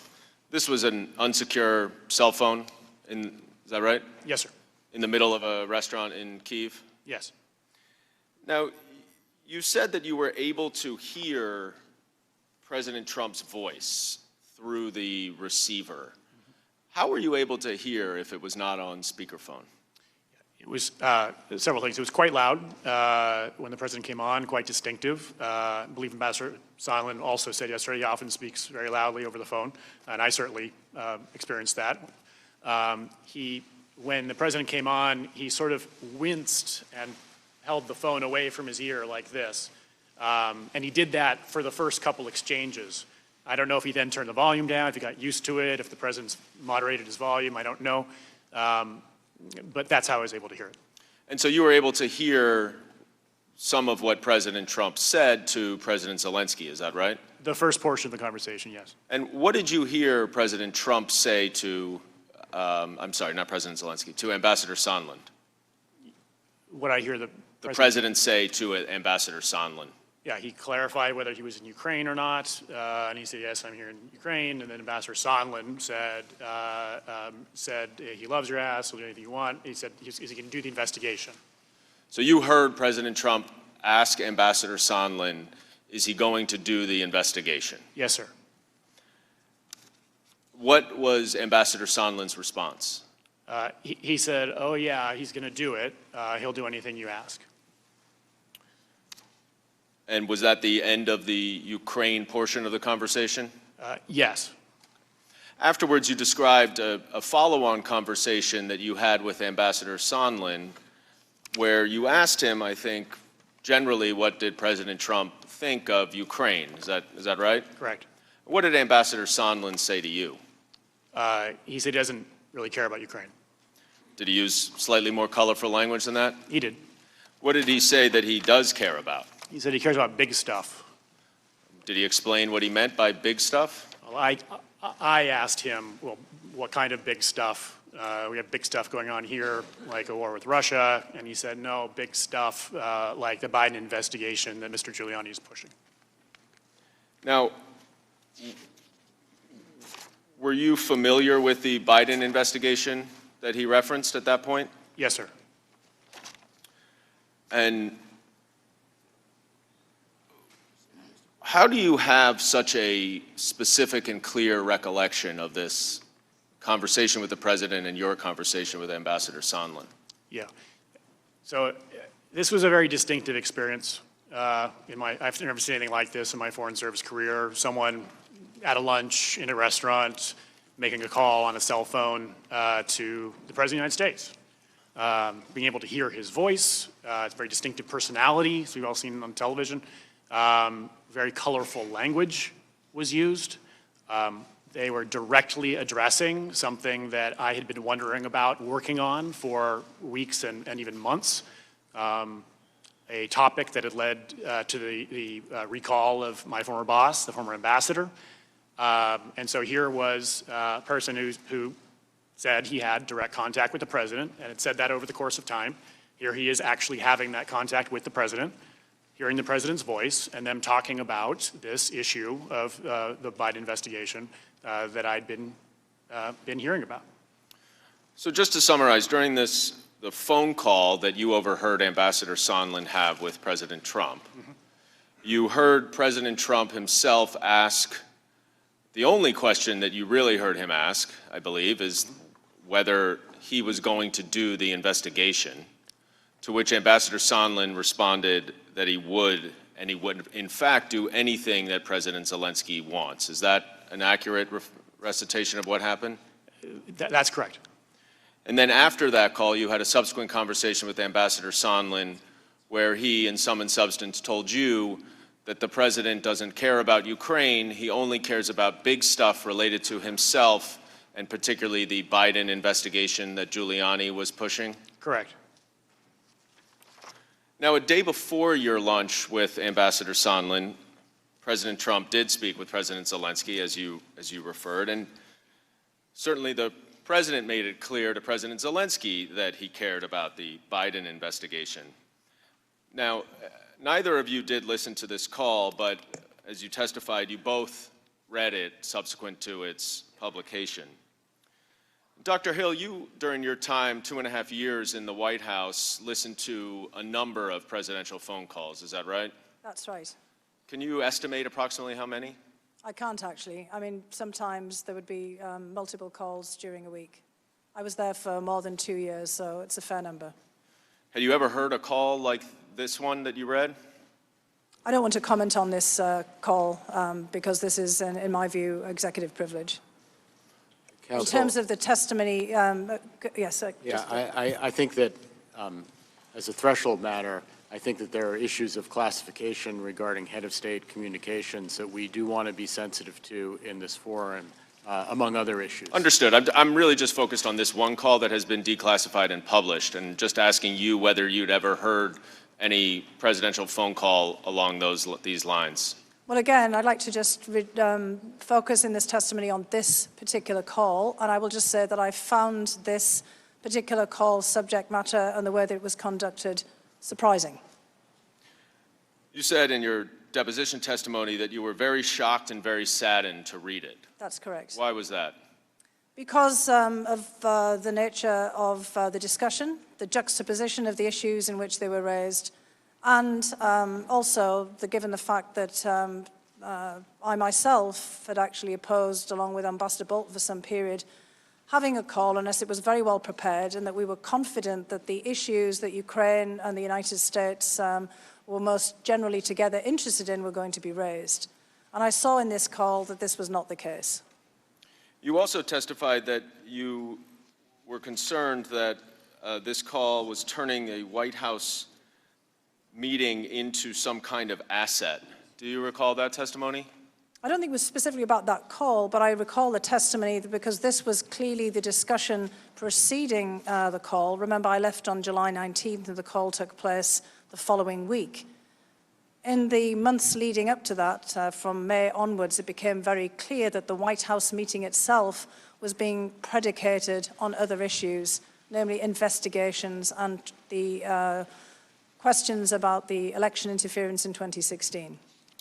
Mr. Holmes, you indicate in your opening statement that the chief of staff to President Zelensky had indicated to you that in this phone call on July 25th, there was a discussion about personnel issues related to the Prosecutor General's office.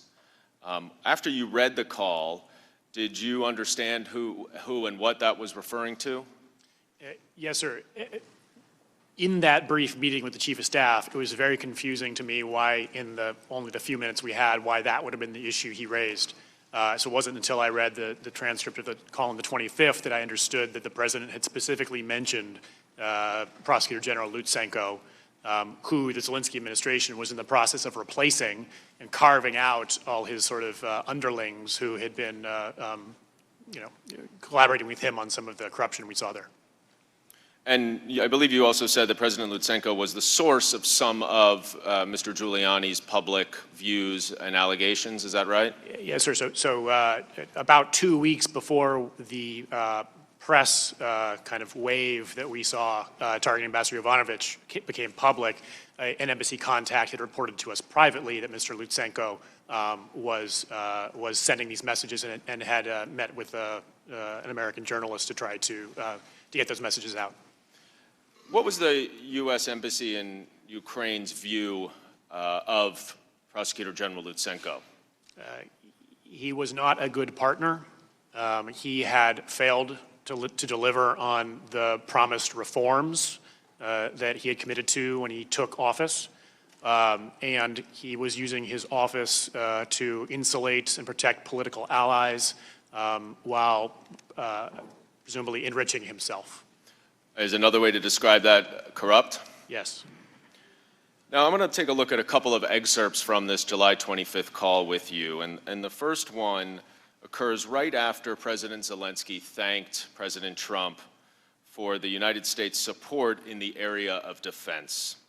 And President Trump immediately then says, "I would like you to do us a favor, though, because our country has been through a lot and Ukraine knows a lot about it. I would like you to find out what happened with this whole situation with Ukraine. They say CrowdStrike. I guess you have one of your wealthy people, the server. They say Ukraine has it." Now, Dr. Hill, is this a reference to this debunked conspiracy theory about Ukraine interference in the 2016 election that you discussed in your opening statement as well as with Chairman Schiff? The reference to CrowdStrike and the server, yes, that's correct. And it is your understanding that there is no basis for these allegations, is that correct? That's correct. Now, isn't it also true that some of President Trump's most senior advisors had informed him that this theory of Ukraine interference in the 2016 election was false? That's correct. So is it your understanding then that President Trump disregarded the advice of his senior officials about this theory and instead listened to Rudy Giuliani's views? That appears to be the case, yes. And I also then want to just show one other exhibit that goes back to what you were testifying earlier, Dr. Hill, about Russia's interest in promoting this theory.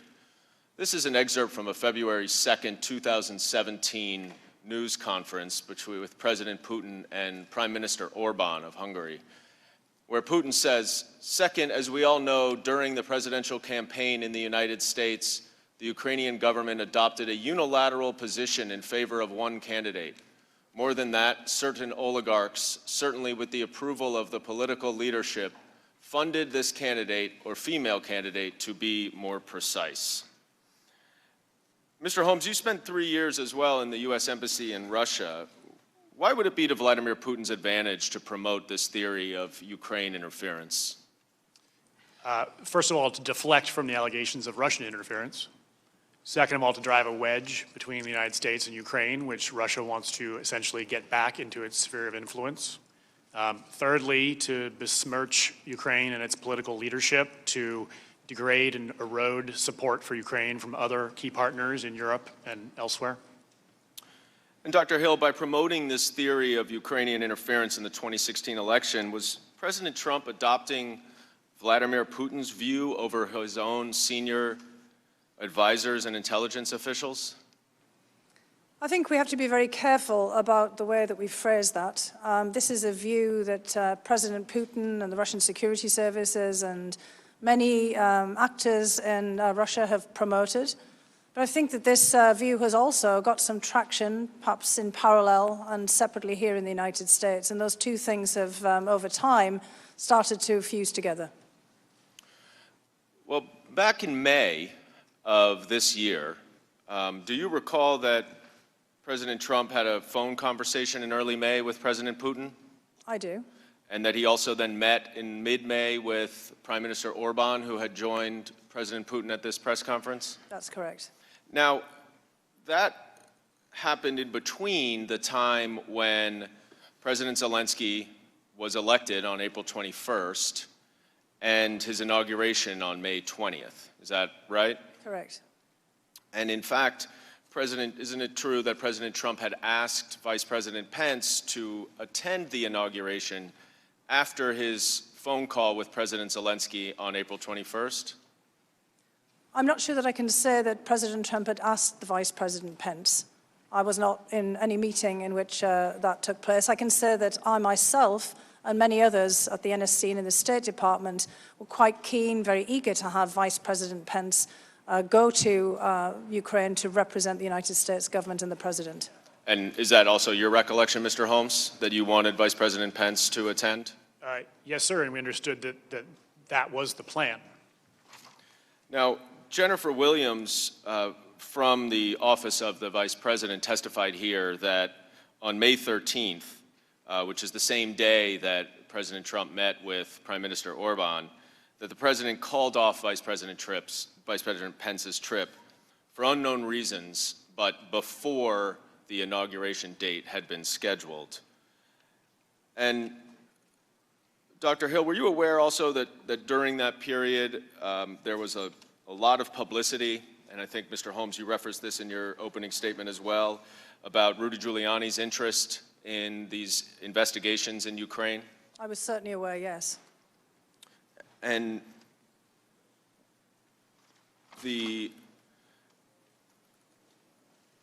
around this time, Dr. Hill, you also, I believe, testified that Ambassador Bolton had expressed some views to you about Mr. Giuliani's interest in Ukraine. Do you recall what you said? Correct.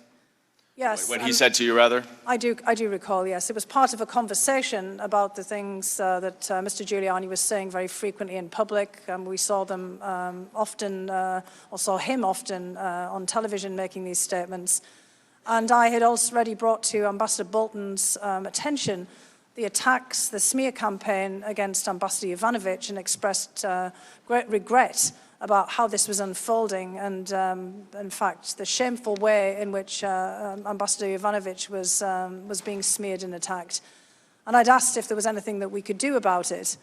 And Ambassador Bolton had looked pained, basically indicated with body language that there was nothing much that we could do about it.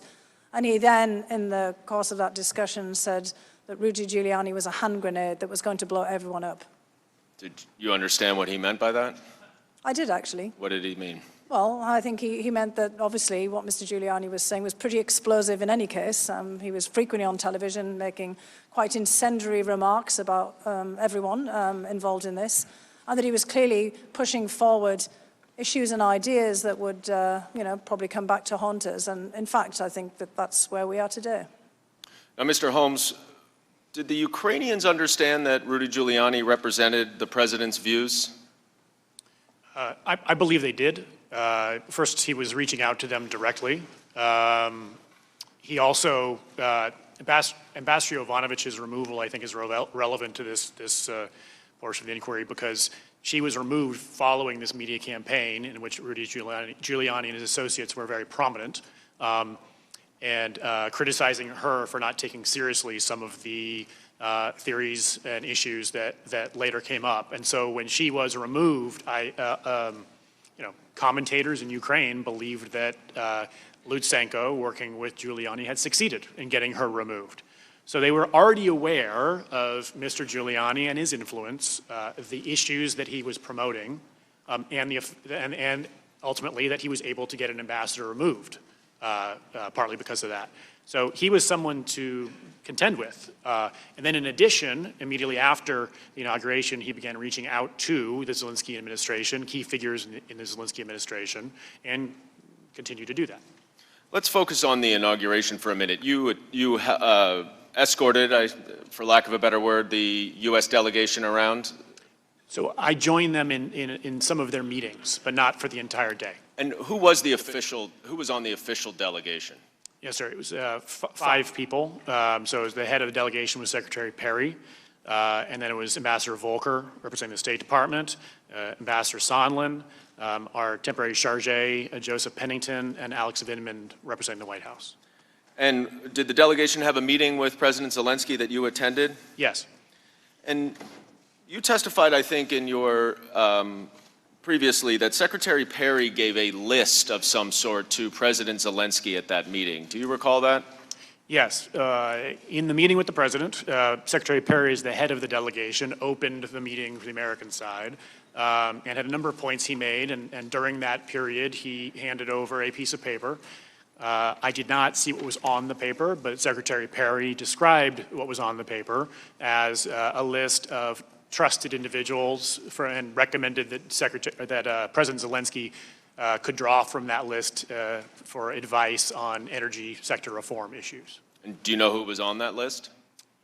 I didn't see the list. I don't know other colleagues. There are other people who've been in the mix for a while on that set of issues. Other people Secretary Perry has mentioned as being people to consult on reform. And are they Americans? Yes. Now, do you also recall that Colonel Vindman spoke to President Zelensky in that meeting? Yes. And what did he say to President Zelensky in terms of some of the issues that we're addressing here in this investigation? Yes, sir. He was the last to speak. He made a general point about the importance of Ukraine to our national security, and he said it's very important that the Zelensky administration stay out of U.S. domestic politics. Was it your understanding that President Zelensky and the Ukrainians were already starting to feel some pressure to conduct these political investigations? Yes. And those were the ones related to Biden and Burisma in the 2016 election? Correct. Now, Dr. Hill, you also testified that around this same time in May, you learned that President Trump was receiving information from someone else at the National Security Council. Is that right? That's not quite right. I was told in passing that someone else at the National Security Council, that the President may want to speak to them because of some materials related to Ukraine. And did that person indicate that the President thought that was the director of Ukraine? That was correct. It was a very brief conversation, just to be clear. Who is the director of Ukraine? The director for Ukraine is Alex Vindman, Colonel Vindman. And who did this individual in the executive secretary's office refer to? The individual just said the name Cash. And did you know who that was? Initially, when I was thinking about it, I had to search my mind, and the only Cash that I knew at the National Security Council was Kash Patel. And Kash Patel did not work on Ukraine matters that you oversaw, is that right? Not that I oversaw, no. So the indication is that Kash Patel had provided some information directly to the President without your knowledge? That seemed to be the indication. Now, I want to go back to the July 25th call right now, where President Trump, in another excerpt, asked President Zelensky about his potential political opponent, Vice President Joe Biden. In this excerpt, the President said, "The other thing, there's a lot of talk about Biden's son, that Biden stopped the prosecution, and a lot of people want to find out about that. So whatever you can do with the Attorney General would be great. Biden went around bragging that he stopped the prosecution, so if you can look into it. It sounds horrible to me." Now, Dr. Hill, this was, of course, one of the allegations that Rudy Giuliani was pushing, is that right? That's correct. And now confirmed in this July 25th call that the President was also interested in it? Yes. Ambassadors Volker and Sondland have tried to draw a distinction between their understanding of the connection between Burisma and the Bidens. But Dr. Hill, was it apparent to you that when President Trump, Rudy Giuliani, or anyone else was pushing for an investigation into Burisma, that the reason why they wanted that investigation related to what President Trump said here, the Bidens? It was very apparent to me that that was what Rudy Giuliani intended, yes. Intended to convey that Burisma was linked to the Bidens, and he said this publicly, repeatedly. And Mr. Holmes, you also understood that Burisma was code for Bidens? Yes. And do you think that anyone involved in Ukraine matters in the spring and the summer would understand that as well? Yes. Now, Dr. Hill, are you aware of any evidence to support the allegations against Vice President Biden? I am not, no. And in fact, Mr. Holmes, the former Prosecutor General of Ukraine, who Vice President Biden encouraged to fire, was actually corrupt, is that right? Correct. And was not pursuing corruption investigations and prosecutions, right? My understanding is the Prosecutor General at the time, Jong-un, was not at that time pursuing investigations of Burisma or the Bidens. And in fact, removing that corrupt prosecutor general was part of the United States anti-corruption policy, isn't that correct? That's correct, and not just us, but all of our allies and other institutions that were involved in Ukraine at the time. Now, Dr. Hill, you indicated earlier that you had understood that a White House meeting was conditioned on the pursuit by Ukraine of these investigations. And I want to focus on the July 10th meeting in the White House where that came to light. You indicated that in your testimony that there was a large meeting that Ambassador Bolton ran where Ambassadors Sondland, Volker, and Secretary Perry also attended. Is that right? That's correct, yes. And why were they included in that meeting with two Ukrainian officials about national security matters? Well, the initial intent had not been to include them. We had anticipated that the two Ukrainian officials would have a number of meetings, as is usually the procedure, and that there would be meetings at the State Department, potentially also at the Energy Department. And then there was a request to have Ambassadors Sondland and Volker included, coming directly from their offices. And as a result of that, clearly given the important role that Secretary Perry was playing in the energy sector reform in Ukraine and the fact that he had also been in the delegation to the presidential inauguration in Ukraine, we decided that it would be better then to include all three of them. Now, toward the end of this meeting, the Ukrainians raised their ongoing desire for an Oval Office meeting. Is that right? That's correct. And what happened after they did that? Well, I listened very carefully to Ambassador Sondland's testimony yesterday, so I want to actually point out something where I think it's easy to explain why he had a different interpretation of how this came into being. The meeting had initially been scheduled for about 45 minutes to an hour, and it was definitely in the wrap-up phase of the meeting when this occurred. We'd gone through a series of discussions. Alexander Danylyuk, who was at this point the designated National Security Advisor of Ukraine, really wanted to get into the weeds of how you might reform a National Security Council. He talked to me about this prior to the meeting, and he was hoping to have this opportunity with the National Security Advisor of the United States to get his first-hand opinions and thoughts on what might happen. We'd also wanted to go through a discussion about how important it was for Ukraine to get its energy sector reform underway. And clearly, Secretary Perry had some talking points to this. This is an issue that Ambassador Bolton was also interested in. And then we knew that the Ukrainians would have on their agenda, inevitably, the question about a meeting. And so, as we get through the main discussion, we're going into that wrap-up phase. The Ukrainians, Mr. Danylyuk, starts to ask about a White House meeting, and Ambassador Bolton was trying to parry this back. Although he's the National Security Advisor, he's not in charge of scheduling the meeting. We have input recommending the meetings, and this goes through a whole process. So it's not Ambassador Bolton's role to start pulling out the schedule and start saying, right, well, we're going to look and see if this Tuesday in this month is going to work with this.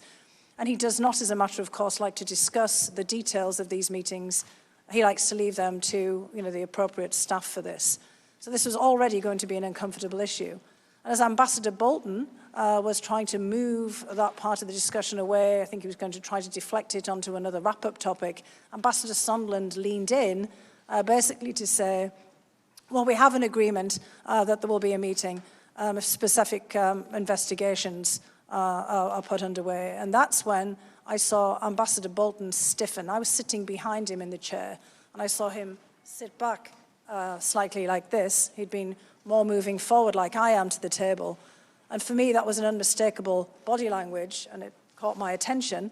And then he looked up to the clock and, at his watch, or towards his wrist in any case. Again, I was sitting behind him, and basically he said, well, it's been really great to see you. I'm afraid I've got another meeting. And did Ambassador Sondland say who his agreement on this White House meeting was with? In that particular juncture, I don't believe so. It was later, which I'm sure you'll want to talk about, that he did say more specifically. And what did he say later? Later, he said that he had an agreement with Chief of Staff Mulvaney that in return for investigations, this meeting would get scheduled. And was he specific at that point later about the investigations that he was referring to? He said the investigations in Burisma. Now, did you have a conversation with Ambassador Bolton after this subsequent meeting with Ambassador Sondland? I had a discussion with Ambassador Bolton both after the meeting in his office, a very brief one, and then one immediately afterwards, the subsequent meeting. So the subsequent meeting, or after both meetings, when you spoke to him and relayed to him what Ambassador Sondland said, what did Ambassador Bolton say to you? Well, I just want to highlight, first of all, that Ambassador Bolton wanted me to hold back in the room immediately after the meeting. Again, I was sitting on the sofa with a colleague. Right, but just in that second meeting, what did he say? Yes, but he was making a very strong point that he wanted to know exactly what was being said. And when I came back and related it to him, he had some very specific instruction for me. And I'm presuming that that's what was that specific instruction? So the specific instruction was that I had to go to the lawyers, to John Eisenberg, our senior counsel for the National Security Council, to basically say, you tell Eisenberg, Ambassador Bolton told me, that I am not part of this whatever drug deal that Mulvaney and Sondland are cooking up. What did you understand him to mean by the drug deal that Mulvaney and Sondland were cooking up? I took it to mean investigations for a meeting. Did you go speak to the lawyers? I certainly did. You relayed everything that you just told us and I relayed more? it precisely, and then more the details of how the meeting had unfolded as well, which I gave a full description of this in my October 14 deposition. Mr. Holmes, you have testified that by late August you had a clear impression that the security assistance hold was somehow connected to the investigations that President Trump wanted. How did you conclude that? How did you reach that clear conclusion? Sir, we've been hearing about the investigation since March, months before, and we've been. President Zelensky had received a letter, congratulatory letter from the president, saying he'd be pleased to meet him following his inauguration in May. And we hadn't been able to get that meeting, and then the security hold came up with no explanation. And I'd be surprised if any of the Ukrainians, you said earlier, we discussed earlier, sophisticated people, when they received no explanation for why that hold was in place, they wouldn't have drawn that conclusion. Because the investigations were still being pursued? Correct. And the hold was still remaining without explanation? Correct. So this, to you, was the only logical conclusion that you could reach? Correct. Sort of like 2 + 2 = 4? Exactly. Chairman, I yield. That concludes the majority questioning. We are expected to have votes, I think, fairly soon. This will be appropriate time to break, and we'll resume with the minority 45 minutes. If people, before they leave, could allow the witnesses to leave first, and if committee members could come back promptly after votes.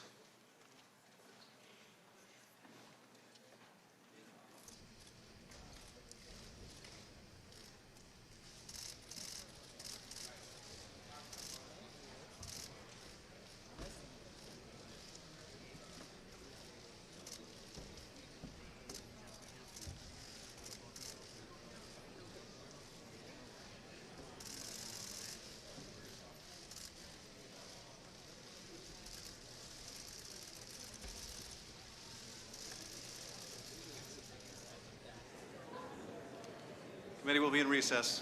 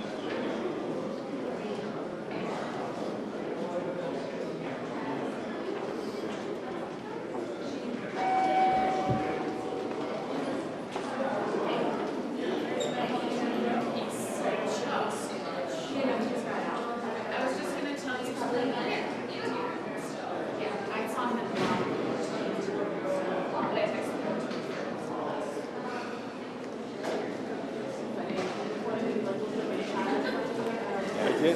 He just got a heads up that he might be coming out. Saw that. You going outside? Or is it just a break? Oh, it's just a break. Oh, Yeah, okay. but he was saying that shift might be coming out. Okay. Is he coming out of this block or down the corner?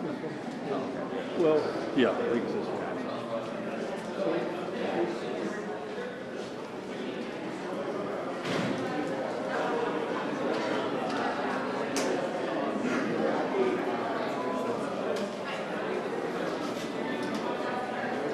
Okay.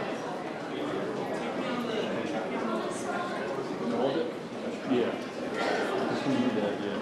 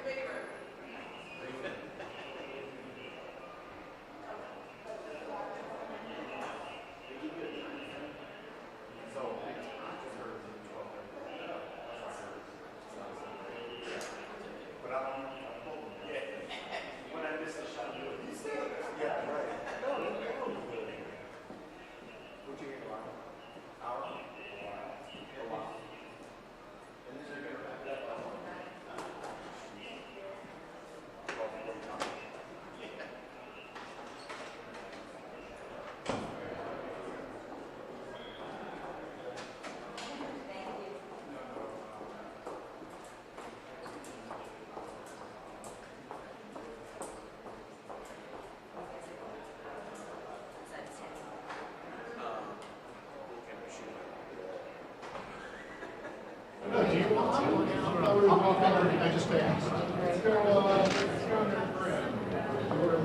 come out. The show hasn't come out yet. I have not seen him. No. Okay. Do you think you would go back that way? Do I think you would Do go you that think you'd way? go back that way? Yes. I do. Let's put your camera there.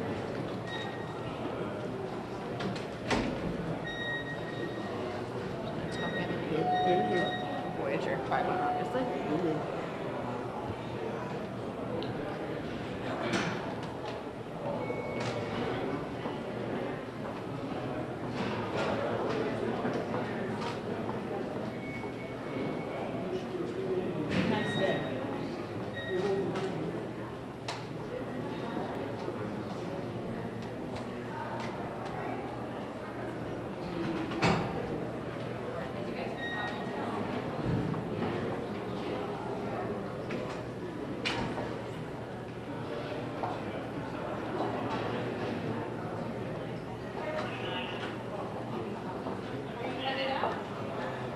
Okay. Do you see him?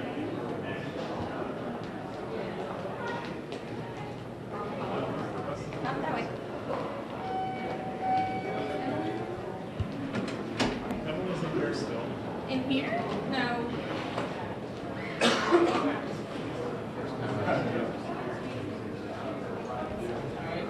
Okay.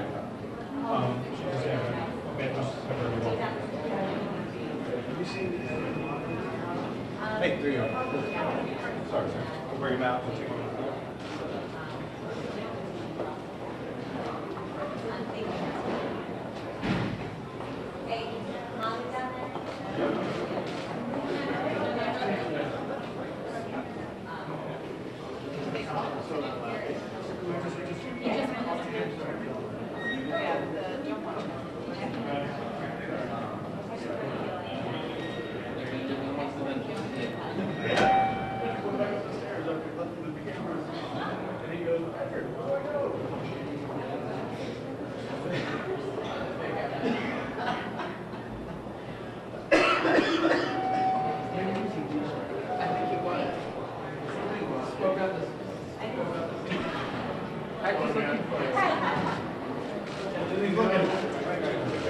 Chairman Schiff, any comment on the hearing so far?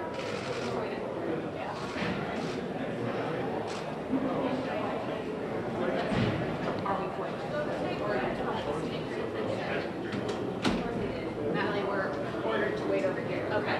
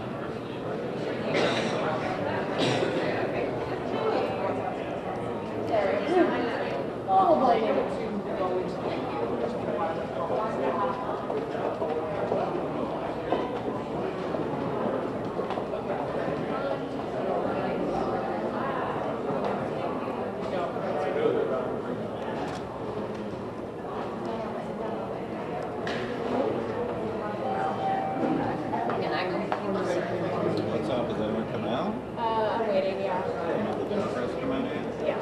Oh, they did? A bunch of them did, yeah. They went to Rome, right? Yeah. They didn't talk, did they? Thanks. They're around. I'm the reporter.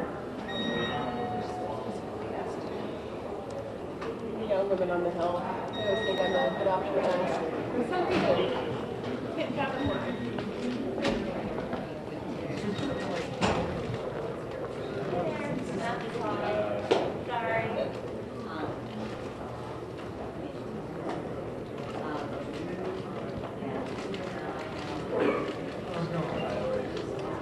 It's a cool position to be here. Now, other hallway.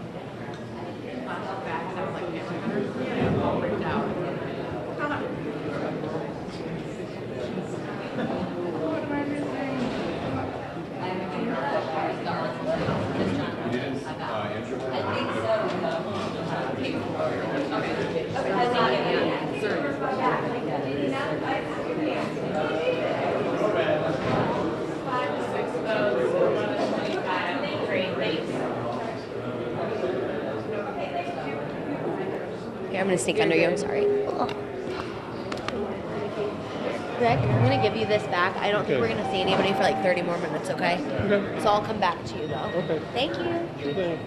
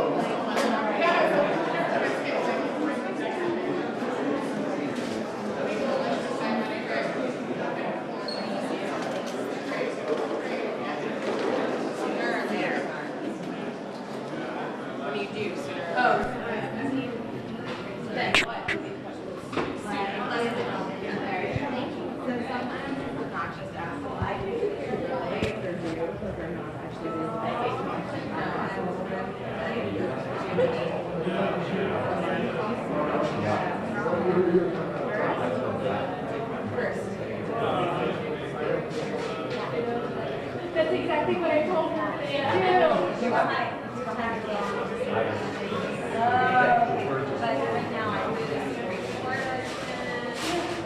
now,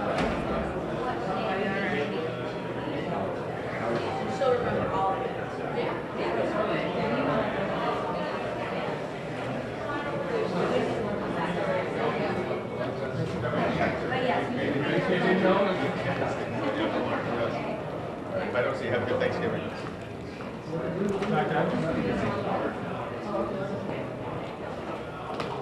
I mean, here. I mean, I can give you paparazzi going if you want it.